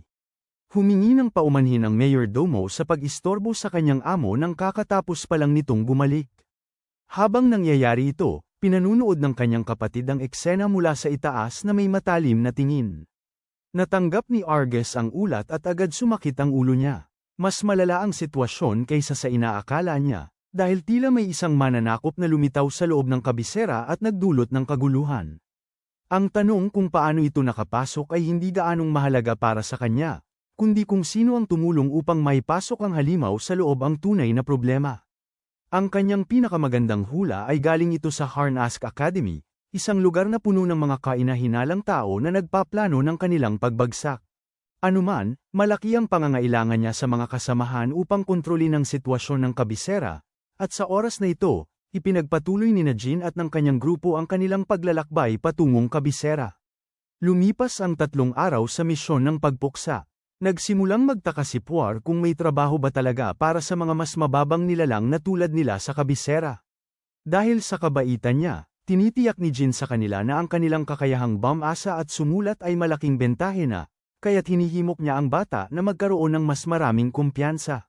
Si Hakama naman ay tumuro sa malayo, at ibinahagi na malapit na ang kabisera. Ang ating binata ay lubos na namangha ng titigan niya ang dakilang kagandahan ng maharlikang kabisera. Pagdating ng gabi, nakarating sila sa loob ng kapital, abala ang lugar sa dami ng tao sa paligid. Ibinunyag ni Hakama na ang kapital ay umaasa sa mga importasyon, na nangangahulugang bawat uri ng produkto ay makukuha rito, maging ang damit ng kadama na minsan nilang nabanggit. Naging interesado si Jin dito at napansin din niya ang isang grupo ng mga mutanteng insekto. Maraming lahi ang naririto, ipinapakita kung paano sila umuunlad ng magkakaiba. Malinis ang mga kalye, napakagaling din ang seguridad sa kapital, ngunit kahit sa lahat ng benepisyong iyon, may ilang bahagi na nakakasuklam. Naisip ni Jean na bawat panahon ay may sariling kumpol ng problema. Tinanong niya si Hakama tungkol sa entrance exam ng akademya, at nalaman niyang gaganapin ito sa susunod na linggo. Maghihintay sila hanggang magsimula ang pagsusulit, ngunit narinig ang kanilang usapan, isang babaeng may kulay ginto ang buhok ay nagtataka kung interesado ang grupong ito na pumasok sa Harness Academy, lalo na't mukha silang lahat na mababang uri. Dumating kami sa mga kwarto ng hotel, kung saan sina Hakama at Nino ay sumampa sa ibabaw ng malalambot na kama. Makakatulog na rin sila sa isang maayos na lugar, sa pagtupad sa unang layunin ni Jean na makarating sa kabisera.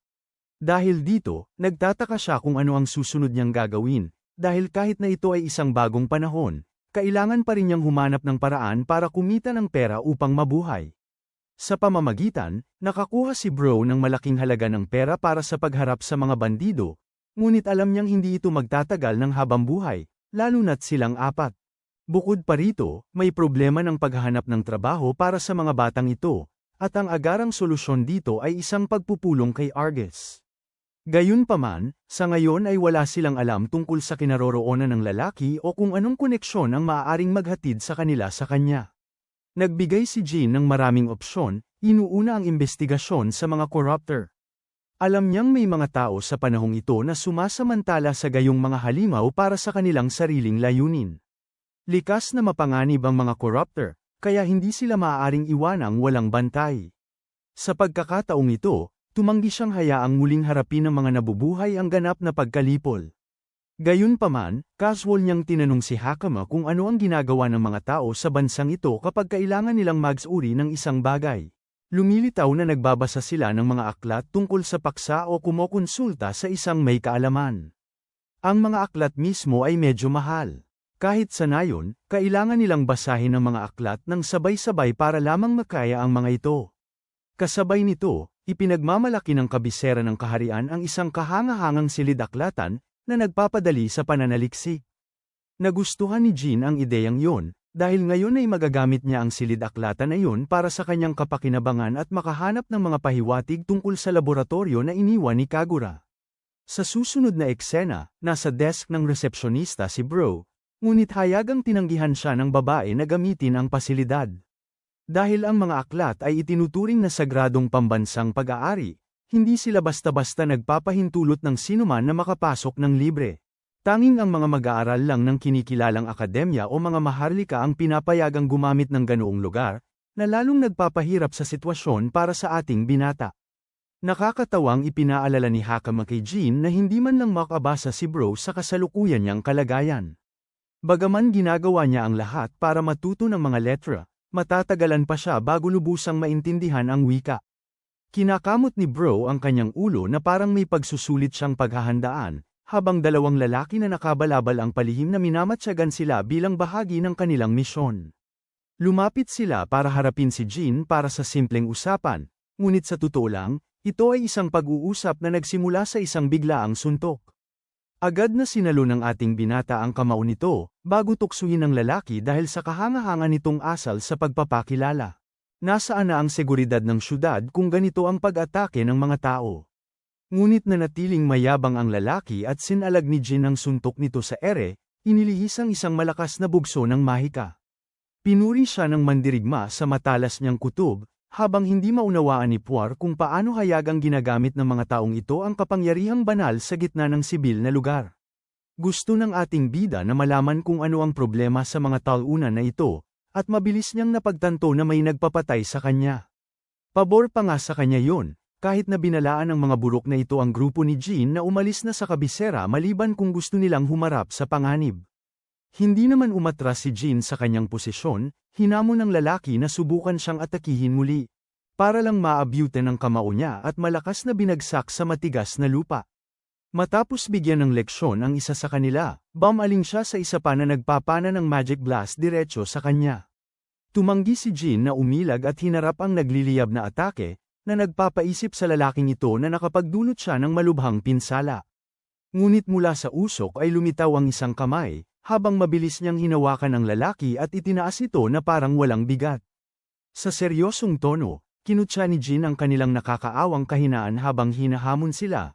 Iyon ay kung mayroon pa silang lakas ng loob na sumubok. Talagang ang Gojo Satoru ng kwentong ito ang kapatid. Samantala, pinag-iisipan ng kanyang biktima kung paano nagkaroon ng ganoong kalakas ang isang mababang uri ng nilalang. Bigla, isang utos ng kabalyero ang nagpatigil sa laban. Si Corina ang naiinis dahil kailangan niyang putulin ang kanyang araw ng pahinga para sa kaguluhang ito. Hindi man lang pinapansin ng dalaga ang mga sumugod kay Jin, gusto lang niyang dalhin sina Hakama at ang ating binata sa piitan sa huling pagkakataon. Sa ikabubuti ni Jin, nagdulot ito ng senaryo na nakakuha ng pansin ng isang konektado kay Argus, kahit nakasalukuyan siyang sumisigaw sa mukha nito. Pagkatapos buwagin ng isang away kalye, nakita ni Cory na si Jin at agad na nasabik dahil naniniwala siyang nahuli na niya sa wakas ang mas mababang uri na si Jin na nagdudulot muli ng gulo sa lungsod. Malapit na siyang magsimulang sermonan nito, ngunit isang demi-human na manunood na nakatayo malapit ang lumapit sa kanya at umamin na nakita niya ang lahat ng nangyari. Ipinaliwanag ng manunood na si Jin pala ang unang inatake, at ipinagtatanggol lang niya ang sarili niya noong labanan. Nang suriin ni Corina ang mga mukha ng mga umaatake, mabilis niyang napagtanto na ang mga ito ang karaniwan niyang mga hanggal na Problem Adong Jr. mula sa Harness Academy. Tahimik siyang umaasa na sana ay hindi na naman sangkot ang nakababatang kapatid ng Holy Captain sa gulong ito. Tinanong ni Jin si Corina kung nagpapatrol ba siya sa kasalukuyan at kinukwestiyon siya tungkol dito. Itinuturo na akala niya ay karaniwang miyembro ng guild ang humahawak ng ganitong mga tungkulin sa paligid ng lungsod. Sumagot si Corina na tinutupad lang niya ang kanyang pananagutan sa gabi na panatilihin ang kaayusan habang papunta siya upang bisitahin ang isang kalapit na kafe. Ngayong personal na niyang nasaksihan kung paano madaling natalo ni Jin ang ilang malalakas na estudyante ng akademya, nagsimulang maramdaman ni Corina na baka tama nga ang naunang hinala ng kanyang kapitan tungkol sa tinatawag na mababang uri ng tao. Sinubukan niyang magpaalam at hiniling kay Jin na iwasan ang muling masangkot sa anumang problema, ngunit hindi siya pinayagan ni Jin na umalis ng ganoon kadali, at sa halip ay sinamantala ang pagkakataon para hilingin sa kanya na samahan siya upang makilala niya ang kanyang Kapitan Argus. Nang sa wakas ay makaharap na ng sinaunang tao si Kapitan Argus ng ika-7 Dibisyon, direkta siyang pumunta sa punto at hiniling sa lalaki na kunin sila, ipinaalala kay Argus na siya ang nag-alok ng tulong dati. Nang tanungin ni Argus tungkol sa mga batang kasama niya, ipinaliwanag ni Jin na hinarap niya ang mga bandido na hinahanap ni Argus at nagawang mahuli ang mga ito bago ibigay sa guild. Nagbalisa si Argus dahil nahirapan siyang maniwala na ang isang mukhang mababang uri ay kayang gawin ang lahat ng iyon ng napakabilis. Nagpatuloy si Jin sa pagpapaliwanag na isinama niya si Nino at ang atin nitong si Poyer dahil wala na silang ibang maaasahan at mas asama ang pagtrato sa kanila ng mga tao dahil itinuturing silang mababang uri. Dahil doon, tinanong ni Jin ang kapitan kung maaari ba siyang makapag-ayos ng uri ng trabaho para sa kanila. Ipinaalala ni Kapitan Argus sa sinaunang tao na wala siyang pananagutan sa kanila, ngunit iginiit ni Jin na handa siyang panagutan ang mga bata dahil siya ang nagligtas sa kanila. Kinagiliwan ni Argus ang katwiran na ito habang ang mga bata naman ay nakatingin sa kanilang tagapagligtas na may pag-asa sa kanilang mga mata. Mabilis na nakaisip ng ideya ang kapitan at nagpasya na isama ang mga bata sa isang kasunduan. Kalmado niyang sinabi kay Jin na papayagan niyang manatili ang mga bata sa kanyang lugar at magtrabaho doon kung papayag lang si Jin na magtrabaho bilang guro sa akademya. Agad tinanggap ni Jin ang kondisyon nang hindi gaanong pinag-iisipan at di nagtagal, binihisan ang mga bata ng uniporme ng katulong. Taos-pusong pinasalamatan ni Poyer ang kapitan habang inutusan naman ng kapitan ang iba pa niyang katulong na turuan sila ng maayos at tiyaking walang diskriminasyong mangyayari. Habang lumalakad palayo si Jin kasama si Argus, tinanong niya ang kapitan kung anong mga kondisyon ang kasama sa pagtatrabaho niya bilang instruktor. Ipinaliwanag ni Argus na bagamat wala siyang malinaw na ideya kung saan nagmula si Jin, sinasabi sa kanya ng kanyang kutob na si Jin ay isang mapagkakatiwalaang tao. Pagkatapos ay dumiretso ang kapitan sa totoong punto at sinabi kay Jin na gusto niyang pasukin nito ang Harness Academy. Naging seryoso si Jin at humingi ng nararapat na paliwanag at sinimulan ni Argus ilarawan ang kasalukuyang labanan sa kapangyarihan sa loob ng kabisera. Ayon sa kanya, Ilang paksayon ang nakikipagtunggali sa isang tahimik na Cold War para sa kontrol ng trono dahil malubha ang sakit ng hari at maaaring bawian ng buhay anumang sandali. Ipinaliwanag niya pa na bukod sa karaniwang alitan sa pagpapalit ng trono, mayroon ding mga individual na walang lehitimong karapatan sa trono ngunit gusto pa ring agawin ang kapangyarihan. Mukhang ang mga taong ito ay lubhang mapanganib at ginagamit pa ang mga corruptor, na tinatawag ng mga tao sa panahong ito na mananakop, bilang sandata upang isulong ang kanilang mga plano.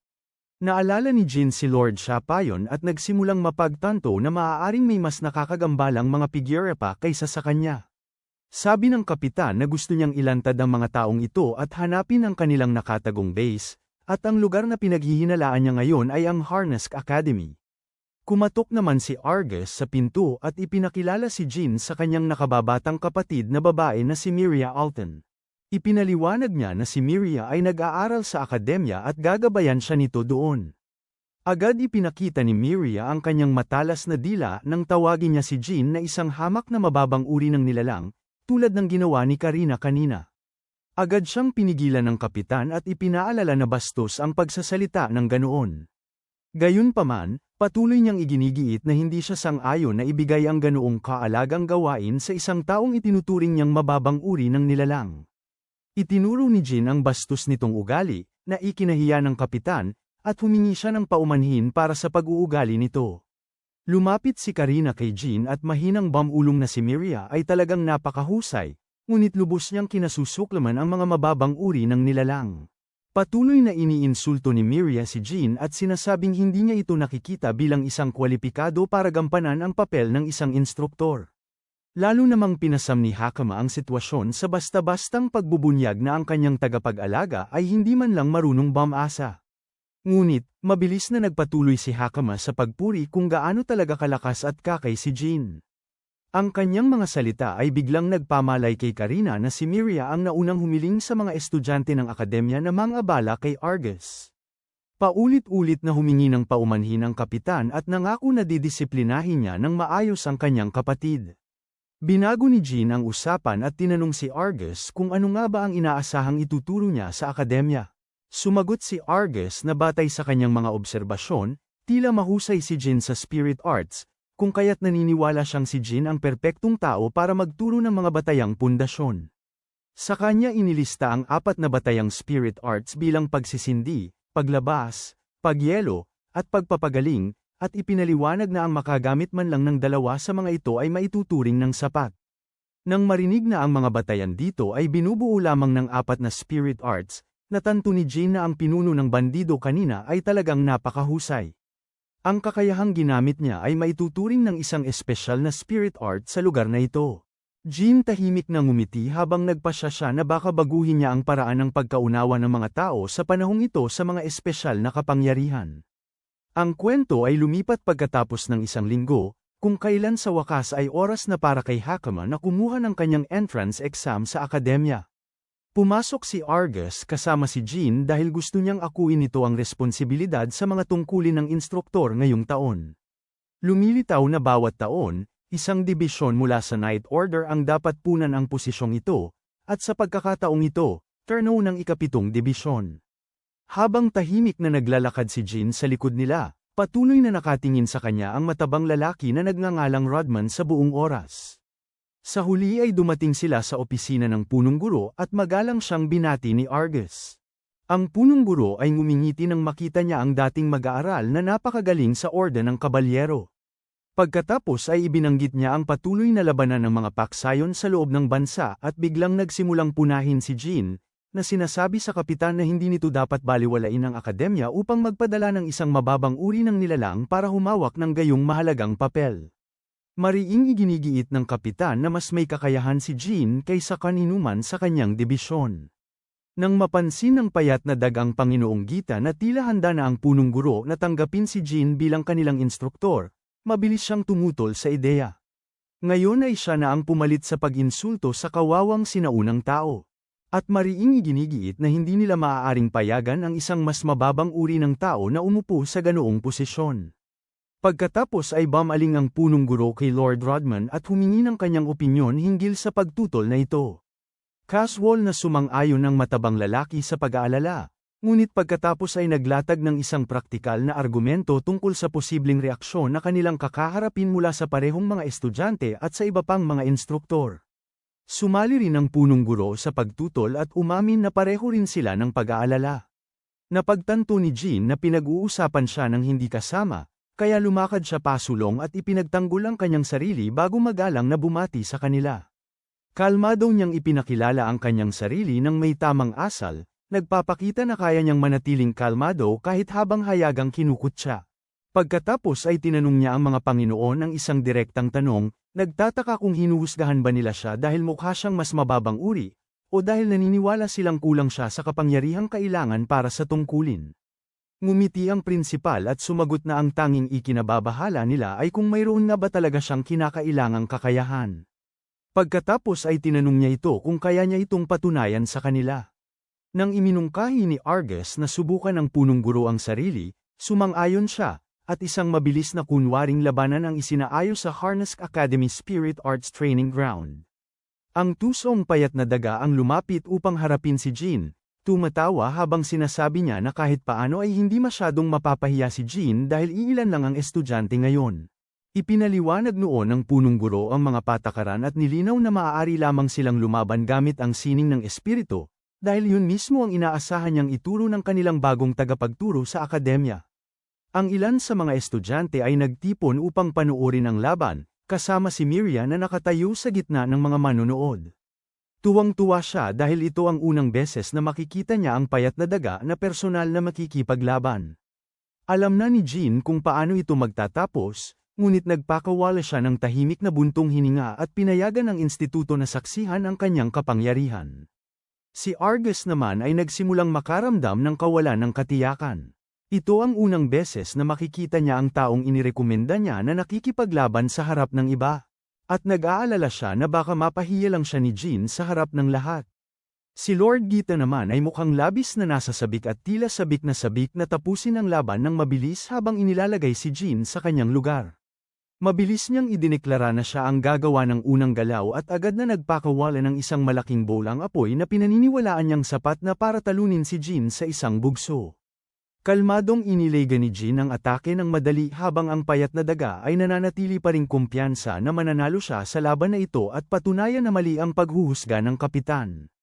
Pagkatapos ay sinundan niya ito ng kanyang pinakamagaling na atake na tinatawag na Lightning Spears, habang patuloy na inilalaga ni Jean ang bawat hampas at unti-unting nakakainis sa kanya. Habang naniniwala ang payat na daga na ang tanging magagawa lang ni Jean ay patuloy na tumakbo palayo, tahimik na bumubuntong hininga si Jean at iniisip na ang ganitong uri ng kapangyarihan ay hindi kailanman inilaan upang gamitin laban sa mga tao. Gayunpaman, dahil wala nang ibang pagpipilian, sa wakas ay nagpasya si Jean na ipakita ang kanyang kakayahan at sadyang ipinahayag ang isang natatanging spirit art. Gumamit siya ng atake ng manipulasyon ng grabidad at puwersahang ibinaba si Panginoong Gita, ang payat na daga, sa lupa, pinanatili siyang nakadapa doon, at nilinaw na wala itong laban at ang kayabangan nito ay walang silbi sa huli.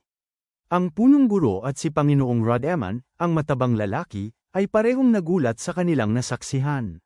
Maging sina Argus at ang kanyang kapatid na si Miriam ay nakatayo roon na nakanganga matapos masaksihan ang isang malinis na pagpapakita ng kapangyarihan na hindi pa nila nasaksihan kailanman. Nang itanong nila kung ano ang eksaktong nangyari, kalmadong ipinaliwanag ni Jean na minanipula lang niya ang grabidad na nakapalibot kay Lord Gita. Nang marinig niya ang mga taong nagsasabing hindi pa sila nakakita ng ganito noon, tahimik nang umiti si Jean habang natanto niya kung gaano karami pa ang dapat matutunan ng mga estudyante gayon din ng mga instruktor ng akademya. Si Lord Gita ay nagngalit ang ngipin sa pagkadismaya habang nakahiga siya ng patag sa lupa, na mukhang labis na kaawa-awa. Dahil sa labis na awa sa kulubat na matandang lalaki, sa wakas ay pinakawalan ng ating bayani ang presyon ng grabidad na dumidiin sa kanya. Nagwala si Gita. Sumisigaw na ang isang teknik ng espiritu na ganoon ay hindi dapat umiral. Ipinipilit niyang ang hamak ay gumagamit ng kung anong ilegal na panlilinlang. Tahimik lang nakatayo ang ating binata at tinatanggap ang matinding pananalita ng walang reklamo habang ang matanda ay sumisigaw sa kanyang mukha na parang isang Karen. Pinagmamasdan ng palitan, kalmadong gumagawa ng desisyon ang pinuno ng paaralan. Ang mga nakapaligid na estudyante ay humanga rin. Si Miria partikular ay hindi maunawaan kung paano niya nakokontrol ang ganoong karaming banal na kapangyarihan. Karaniwan, ang mga hamak ay halos walang taglay kahit kaunti. Umusbong ang kanyang kuryusidad at determinado siyang alamin kung sino talaga si Jin. Ang tagpo ay lumipat sa seremonya ng pagtanggap makalipas ang 1 linggo. Doon, inanunsyo ng punong guro na itinatag ang Harnask Academy upang sanayin ang mga mandirigma na kayang puksain ang mga sumasalakay na banta. Ang sinumang masyadong mahina para makasabay ay walang puwang sa loob ng mga pader nito. Gayunpaman, ang mga magtatagumpay ay halos garantisado ng kinabukasan na puno ng katayuan at impluwensya. Nagmamasid mula sa itaas, ilang demi-humans na nakatayo malapit kay Miria ang nagulat sa dami ng mga bagong dating na nagtipon. Medyo marami sa kanila ay hindi pa nga nanggagaling sa maharlikang pamilya. Isang demi-human na leon na nagngangalang Reyes ang bumati kay Miria ng casual. Binanggit niya na hindi inaasahang makita siya na dumalo sa welcome ceremony ng personal. Habang nagkukwentuhan, bigla niyang napansin ang isang nakabababa na nakaupo sa tabi ng faculty at muntik ng mabulunan. Lubos siyang nawala ng pagtitimpi nang ibunyag ni Miria na ang itinuturing nilang mababa ay ang bago nilang guro pala. Tinanong niya si Reyes para sa kanyang matapat na unang impresyon batay lamang sa itsura. Nang diretsahan niyang ilarawan ang lalaki bilang isang ordinaryong tao lamang na walang asawa at tila walang gaanong buhay, inamin niya na yun din ang kanyang paunang paghusga. Dahil nakaramdam ng maraming matatalim na tingin na tumutusok sa kanya, mabilis na napagtanto ni Jin na hindi siya maaring magsimulang mag-imbestiga sa akademya ng masyadong hayagan mula sa unang araw. Bago ang anumang bagay, kailangan niyang baguhin ang kanyang imahe mula sa pagiging isang itinuturing na walang kwenta at mababa patungo sa isang bagay na mas neutral at hindi nagbabanta. Sa ngayon, parang may malaking target na nakapinta sa kanyang likuran. Pagkatapos magtapos ng seremonya, oras na para sa kanyang unang klase. Samantala, tinipon ni Lord Gita ang mga nakatatandang estudyante at inihayag na opisyal nang nagsimula muli ang mga regular na klase.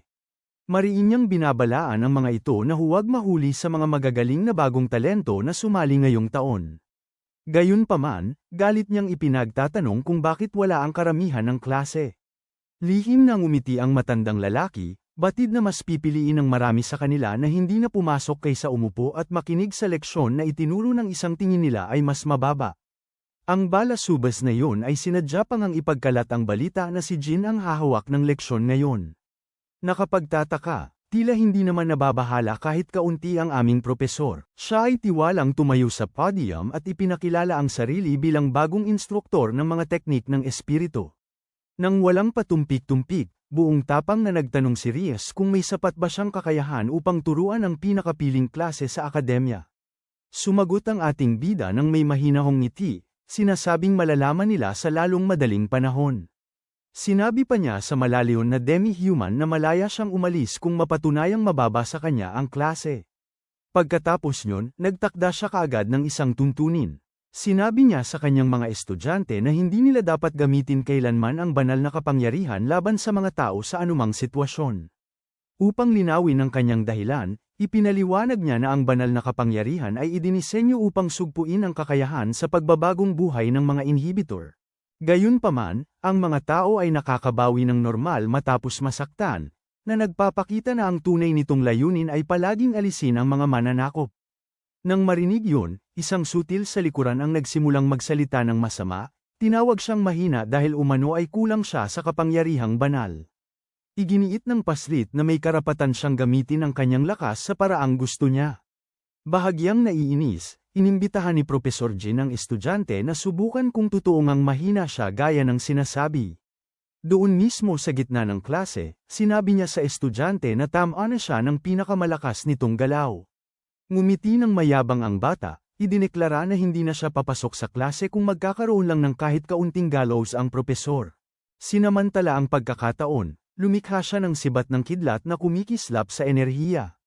Maging si Lord Gita ay kinabahan, nag-aalala na baka hindi kayanin ng silid-aralan ang gayong walang ingat na atake.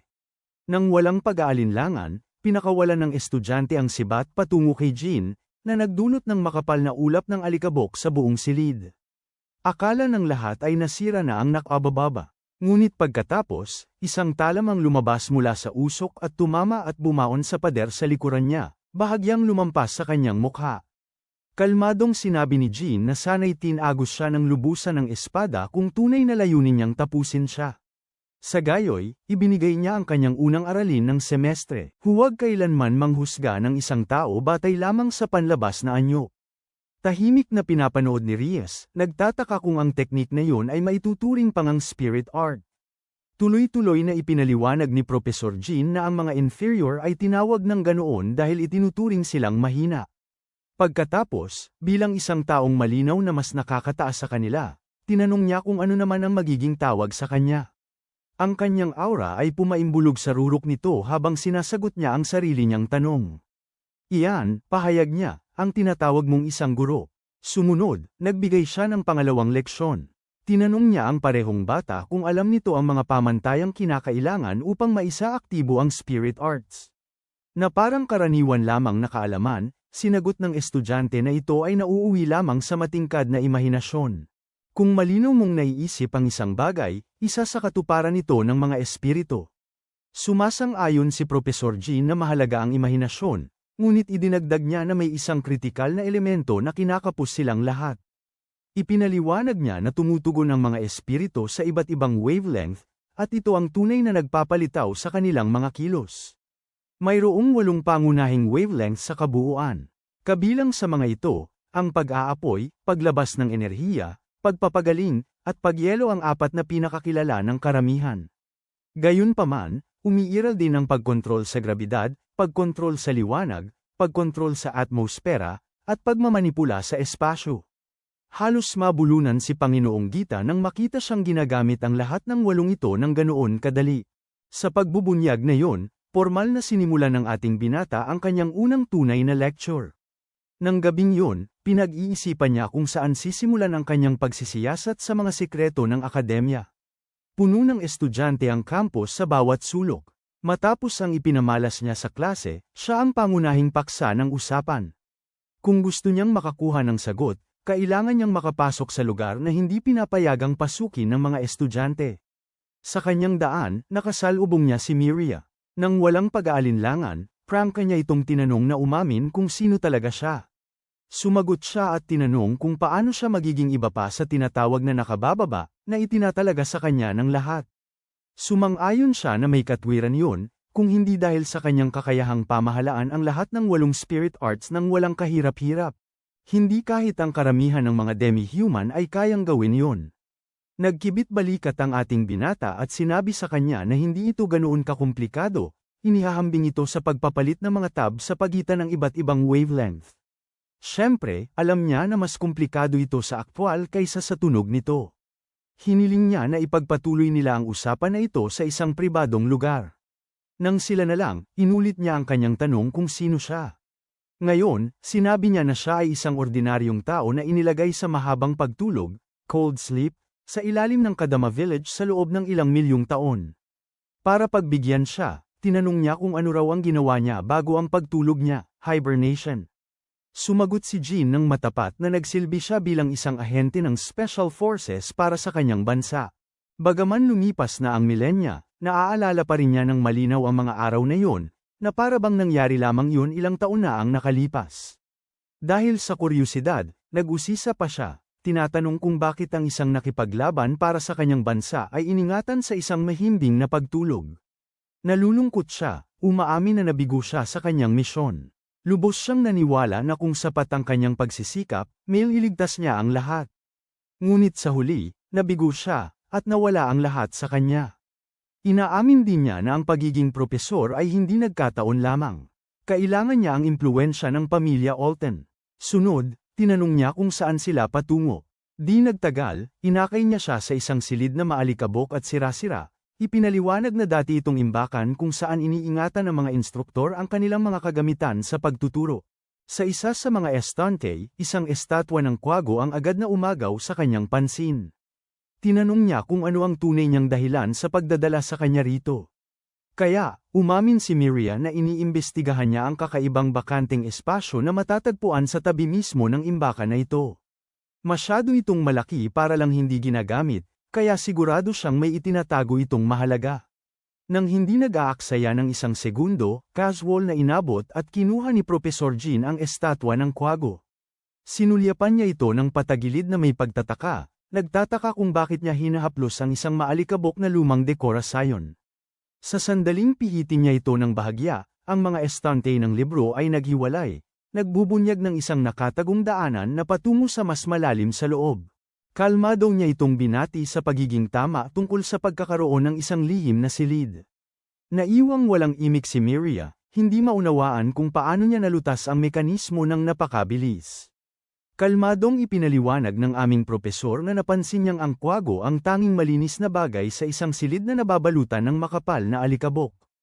Pagkatapos nyon, sinabi niya rito na manatili habang siya ang papasok upang imbestigahan ang kainahinalang silid ng mag-isa. Nagulat si Miria at mariing sinabi na sasamahan niya ito. Pinaalalahanan niya ito na maaaring may mapanganib na manghihimasok sa loob, at baka hindi niya ito maprotektahan. Nilinaw ng babaeng may blonde na buhok na hindi dapat maliitin ang kanyang mga kakayahan. Buong tiwala niyang sinasabi na mas mahusay siya ng malayo sa lahat ng iba sa klase niya, na posibleng tanging ang kapatid lang niya ang makahigit sa kanyang galing. Nang marinig niya yon, nagpasya siyang paniwalaan ang kanyang sinabi. Maingat na bumaba silang dalawa sa sirang-sirang hagdanan, na bumaba ng mas malalim pa kaysa sa inakala nila. Tahimik na pinahahalagahan ni Miria kung gaano kaiginhawa ang makapagpalabas ng ilaw ng napakadali sa pasaykit na dilim. Casual na nagbiro si Jean ng malakas na ang lugar ay parang ang perpektong pugad para sa mga halimaw na umusbong sa isang larong pantasya, kaya nalito ang dalaga sa kanyang referensyang pangmanlalaro. Muling naging mausisa, ibinalik niya ang usapan sa kanyang nakaraan. Tinatanong niya kung mayroon na siyang naiisip na sospek, dahil ang pagtukoy sa mga banta ay daw ang kanyang espesyalidad. Hindi niya mapigil ang maaliw sa bilis ng pagtanggap nito sa kanyang hindi kapani-paniwalang kwento. Bilang maliit na gantimpala sa kanyang tiwala, ibinunyag niya na malakas ang kanyang hinala na baka may kinalaman si Lord Rodman. Agad siyang nagtanong kung bakit siya sigurado. Ipinaliwanag ni Professor Jean na bagaman tila kaakit-akit ang lalaki sa mga lecture, mayroong malalim na nakakabahala sa kanya kapag nag-iisa. Sa mga tahimik na sandaling yun, ang taong yun na tila mapanlinlang at di kanais-nais ay nagbibigay ng pakiramdam na may tiyak na nagpaplano ng masama. Ipinaliwanag niya na ang ganitong uri ng pag-uugali ay karaniwan sa mga taong lubos na naiiba sa pagkataong ipinapakita nila sa mundo. Bukod pa rito, nakita niya na medyo halata na ang lalaki ay lubhang mapagmasid para sa isang guro. Inamin ni Miria na orihinal niyang pinaghihinalaan si Lord Gita sa halip. Ngunit binaliwala ni Jean ang kanyang teorya, itinuturo na ang isang taong walang kontrol sa kanyang damdamin ay hindi kailanman makakapagplano ng anumang tunay na masama. Sa kanyang pagtataka, sinabi pa niya na ang matandang kulubot na luko-luko ay marahil ay may mabuting puso. Sa wakas, naabot ng dalawa ang ilalim ng hagdanan, na bumubukas patungo sa isang malawak, punong alikabok na bulwagan. Nanlaki ang mga mata ni Miria sa gulat sa napakalaking labirinto na nakatago mismo sa ilalim ng bakuran ng akademya. Biglang huminto si Jean sa paglalakad dahil gulat na gulat din siya. Ni sa pinakamalalim niyang imahinasyon ay hindi niya inasahang matatagpuan ang laboratorio ni Kagura na nakatago sa isang lugar na tulad nito. Nang tingnan ni Jean ang mga pintuan na protektado ng nanomachines, natatawagin lamang ng mga tao sa panahong ito na mga espiritu, nakasiguro siyang ito nga ang laboratorio ni Kagura. Kinabahan si Miria dahil kahit matagal na siyang naghahanap, hindi niya kailanman natuklasan ang napakalaking pintuan na nakatago sa ilalim ng akademya sa buong panahon. Ipinaliwanag ni Jean sa kanya na ang mga ordinaryong tao ay mangangailangan ng espesyal na access key upang mabuksan ang ganoong pintuan. Naaalala niya kung paano minana ni Hakama ang susi noon sa nayo ng Kodama, at naniniwala siyang mayroon sa lugar na ito ang malamang na nagmana ng katulad na susi sa parehong paraan. Gayunpaman, alam na ni Jean na automatiko siyang may ganap na access, kaya kalmado niyang iniharap ang kanyang kamay. Agad siyang kinilala ng sistema ng kondado bilang individual na may pinakamataas na antas ng awtoridad, at mabilis na binuksan ang pinto para sa kanya. Habang dahan-daang bumubukas ang malalaking tarangkahan, nagtataka si Jean kung ang sinumang sumusubok magpabagsak sa mga pinuno ng bansang ito ay maaaring isa rin sa mga nagkaroon ng akses sa lugar na ito. Samantala, si Miria ay nakatayo pa rin doon, tulala. Hindi may proseso na may ganitong bagay na umiral mismo sa ilalim ng kanilang akademya sa simula't simula pa. Sa kanya tinanong si Jean kung talagang hindi niya kailangan ng susi, at casual na sinabi ni Jean na ang mga sinaunang tao ay espesyal sa bagay na yun. Sa wakas ay nagsimulang maniwala si Miria na maaaring totoo ang mga sinabi ni Jean, at tahimik siyang sinundan mas malalim sa ilalim ng lupa papunta sa nakatagong laboratorio. Sa loob, natuklasan nila ang ilang corruptor na nasa loob ng malalaking holang metal, at nakapagtataka, nanatili silang lahat na ganap na kalmado nang hindi nagpapakita ng anumang senyales ng pagiging ligaw. Naalala ni Jean ang mga corruptor na pinigil ng mga bandido kanina, at naalala niya kung paano rin sila nanatiling hindi pangkaraniwang tahimik hanggang sa sandaling sila ay sa wakas ay pinakawalan.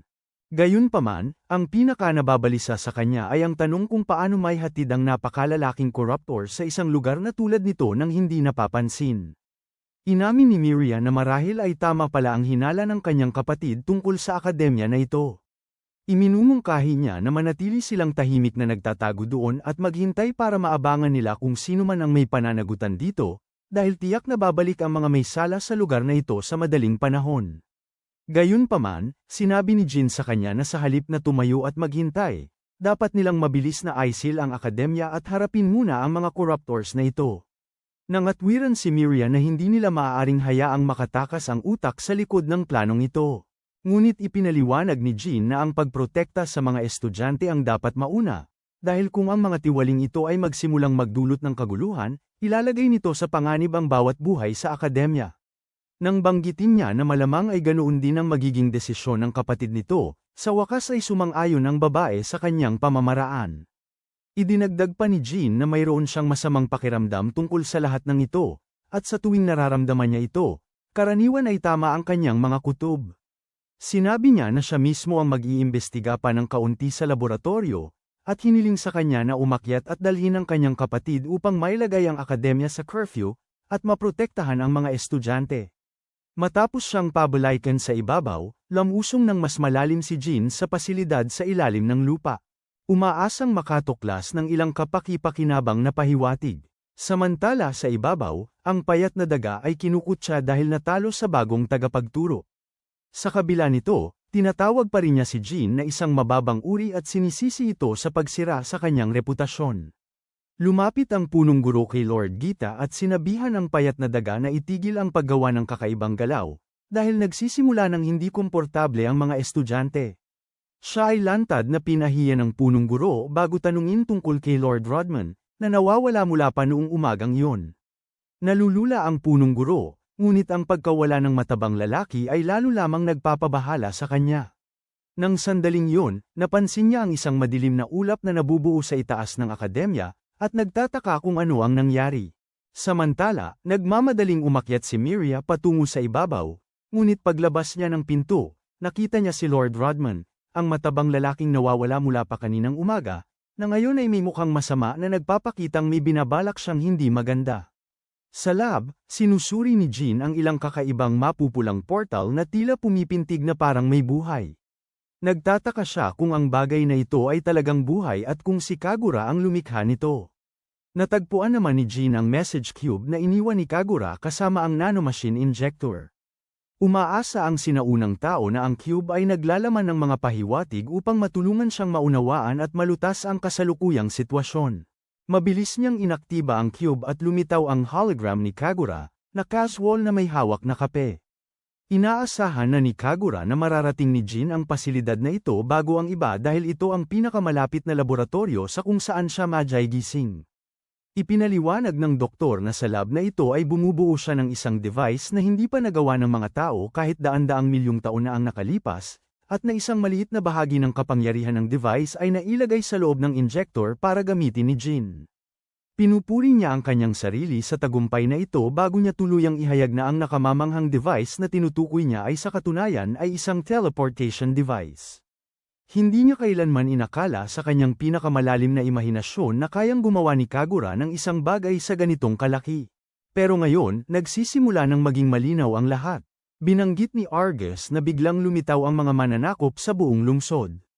May babalang bumubulaga sa kanyang isipan dahil ang sinumang nagmamay-ari ng aparatong ito ay malamang na nasa likod ng lahat, lalo na at may napakaraming halimaw na pinananatili rito sa ibaba na kasandami ng nasa isang zoo. Pagkatapos, may napansin siyang kakaiba sa recorded message ng baliw na siyentista. Ang orihinal na aparato para sa teleportasyon ay purong asul. Kung totoo yun, kung gayon, ano itong pulang aparato na nakatayo sa harap niya ngayon? Sakto sa paghampas ng 12:00 ng orasan sa malapit, yumandar ang aparato na may malakas na ugong. Pinatatag ni Jean ang kanyang sarili, naghanda para sa anumang bangungot na lalabas mula rito. Sa halip, ang bawat mananakop sa loob ng mga kulungan ay agad nawawala na parang bula. Sa itaas, nasasaksihan ni na Argus at ng Holy Knights ang pinakamasamang bangungot na nagaganap sa kasalukuyan. Daan-daang mananakop ang bumubuhos mula sa kalangitan patungo sa royal na kabisera, na tila kakababa lang sa isang labanang battle royal. Samantala sa ilalim ng lupa, humarap ang mamantikang matabang lalaki kay Miria na may pinaka-nakakatakot ng ngiti na may isip. Mapanuya siyang nagtanong kung bakit tila nag-aalala at naiinip si Miria. Malamig na sinabi ni Miria sa baboy na responsable sa lahat ng ito na tumabi maliban kung humihingi siya ng laban. Lubos na nagulat, inamin ni Lord Rodman na pinaghihinalaan na niya na matagal na siyang iniimbestigahan ni Miria. Sa kasamaang palad para sa kanya, huli na niya lang ito natuklasan. Nang hingi ni Miria na malaman kung ano ang ibig sabihin yun, kalmado niyang ipinahayag na dumating na ang araw ng paghuhukom. Bamantong hininga ang kalbong patatas, isinisiwalat na orihinal niyang binalak na ipagpaliban ang kaganapang ito. Ngunit napilitan siyang kumilos dahil sa 2 dagang sumisingit-singit sa kanyang laboratorio. Mas partikular, natanto niya na ang tunay na banta sa kanyang dakilang plano ay si Jean. Bawat kutob niya ay nagbabala sa kanya na ang bagong instruktor ay magiging pinakamalaking paakit na may isip. Katulad ng kapatid ni Miria, nang hindi na nangangailangan ng kumpirmasyon, alam na niya na si Jean ang nakatuklas ng nakatagong daanan. Sa pagpapasya na sapat na ang kanyang nasayang na oras sa pag-uusap, nagtapos siya na pinakamainam na tapusin ang lahat ng makakita dito mismo. Halos matawa si Miria sa ideya na naniniwala siya na matatalo niya ito. Isang nakababahalang ngiting parang demonyo ang lumaganap sa mukha ni Rodman habang ipinagyayabang niya ang hindi maisip na kapangyarihan na kanyang natipon. Ang hindi niya alam ay isang babae ang tahimik na gumagapang sa likuran niya, may hawak na palayok na mas malaki pa sa sarili niyang ulo. Nerbiyos na pinagpapawisan si Miria, punit sa pagitan ng takot para sa babae at pagdududa kung magtatagumpay ba talaga ang kakatwang planong ito. Nang walang pag-aalinlangan, inihampas ni Hakama ang lahat ng kaya ng kanyang maliliit na braso at pinalo ang ulo ng matabang lalaki. Nakatitig si Miria sa kanya ng gulat at gustong malaman kung paano niya nahanap ang lugar na ito. Nagmamadaling ipinaliwanag ni Hakama na pinuntahan niya si Jean. May ganap na kaguluhan sa labas, at imposibleng mailigtas ang lahat nang wala ang kanilang tagapag-alaga. Sa daan, nakasalubong niya ang isa pang bagong estudyante, si Kudo. Binanggit ng babae na ang kanilang propesor ay pumasok sa storage room kanina lang. Ang bagong babae ay nakakaramdam ng kaunting pagkakasala dahil sa napatumba ang isang guro, ngunit iginiit ni Hakama na nararapat lang sa Meniakis ang lahat ng nangyari. Bukod pa rito, dahil hindi niya nakita ang kanilang mga mukha mula sa likuran, madali nilang maisisi ang blonde na prinsesa kung magkaroon ng problema. Sa sandaling yun, narating din sa wakas ni Jean ang tuktok ng hagdan. Nag-aalala, tinanong niya kung ano ang nangyari, nang makita lang ang isang nakahandusay na baboy sa sahig na parang pinabumagsak. Mabilis siyang kinalabit ni Hakama upang matauhan at ipinabatid sa kanya na ang lungsod sa labas ay nalugmok sa ganap na kaguluhan.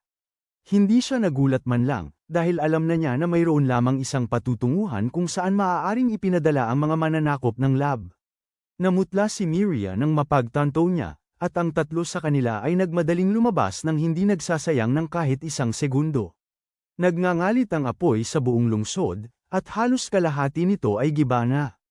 Ang mga takot na mamamayan ay nagkalat sa bawat direksyon habang nagaganap ang matinding kaguluhan. Sa lahat ng sumasalakay na nilalang, isang halimaw na mukhang malaking Vilgax ang namumukod tangi bilang pinakamalakas sa lahat. Ang makita ang kanyang minamahal na tahanan na nasira ng ganito ay nag-iwan kay Miria na tuluyang walang masabi. Samantala, muling naramdaman ni Jean ang bigat ng kabiguan na dumagan sa kanyang dibdib, iniisip na sana ay sinira na niya ang aparato nang may pagkakataon pa. Muling ibinalik siya ni Hakama sa katotohanan. Itinuro niya ang napakalaking halimaw na may galamay, na nagtitipon ng lakas para sa isang mapaminsalang atake na diretsyong nakatutok sa palasyo ng hari. Determinado na tabyusin ang kanyang pagkakamali, ginamit ni Jin ang iniksyon na iniwan ni Kagura para sa kanya. Matapos gamitin ito, nakakuha siya ng pinahinang bersyon ng teleportasyon. Ipinaliwanag ng baliw na siyentipiko na ang nanomachines ay nag-iimbak lamang ng sapat na enerhiya para ma-activate ito isang beses kada 24 na oras. Bukod pa rito, ang saklaw nito ay di umano'y limitado sa maikling distansya sa loob ng abot tanaw ng gumagamit. Gayunpaman, ang mga paghihigpit na yun ay nalalapat sa mga ordinaryong gumagamit. At si Jin ay malayo sa pagiging ordinaryo. Ang isang taong may kakayahan na tulad niya ay halos kayang mag-teleport hanggang sa abot ng kanyang paningin. Nang walang pag-aalinlangan kahit isang segundo, siya ay naglaho at muling lumitaw direkta sa landas ng napakalaking sinag ng laser bago pa man ito tumama sa palasyo ng hari.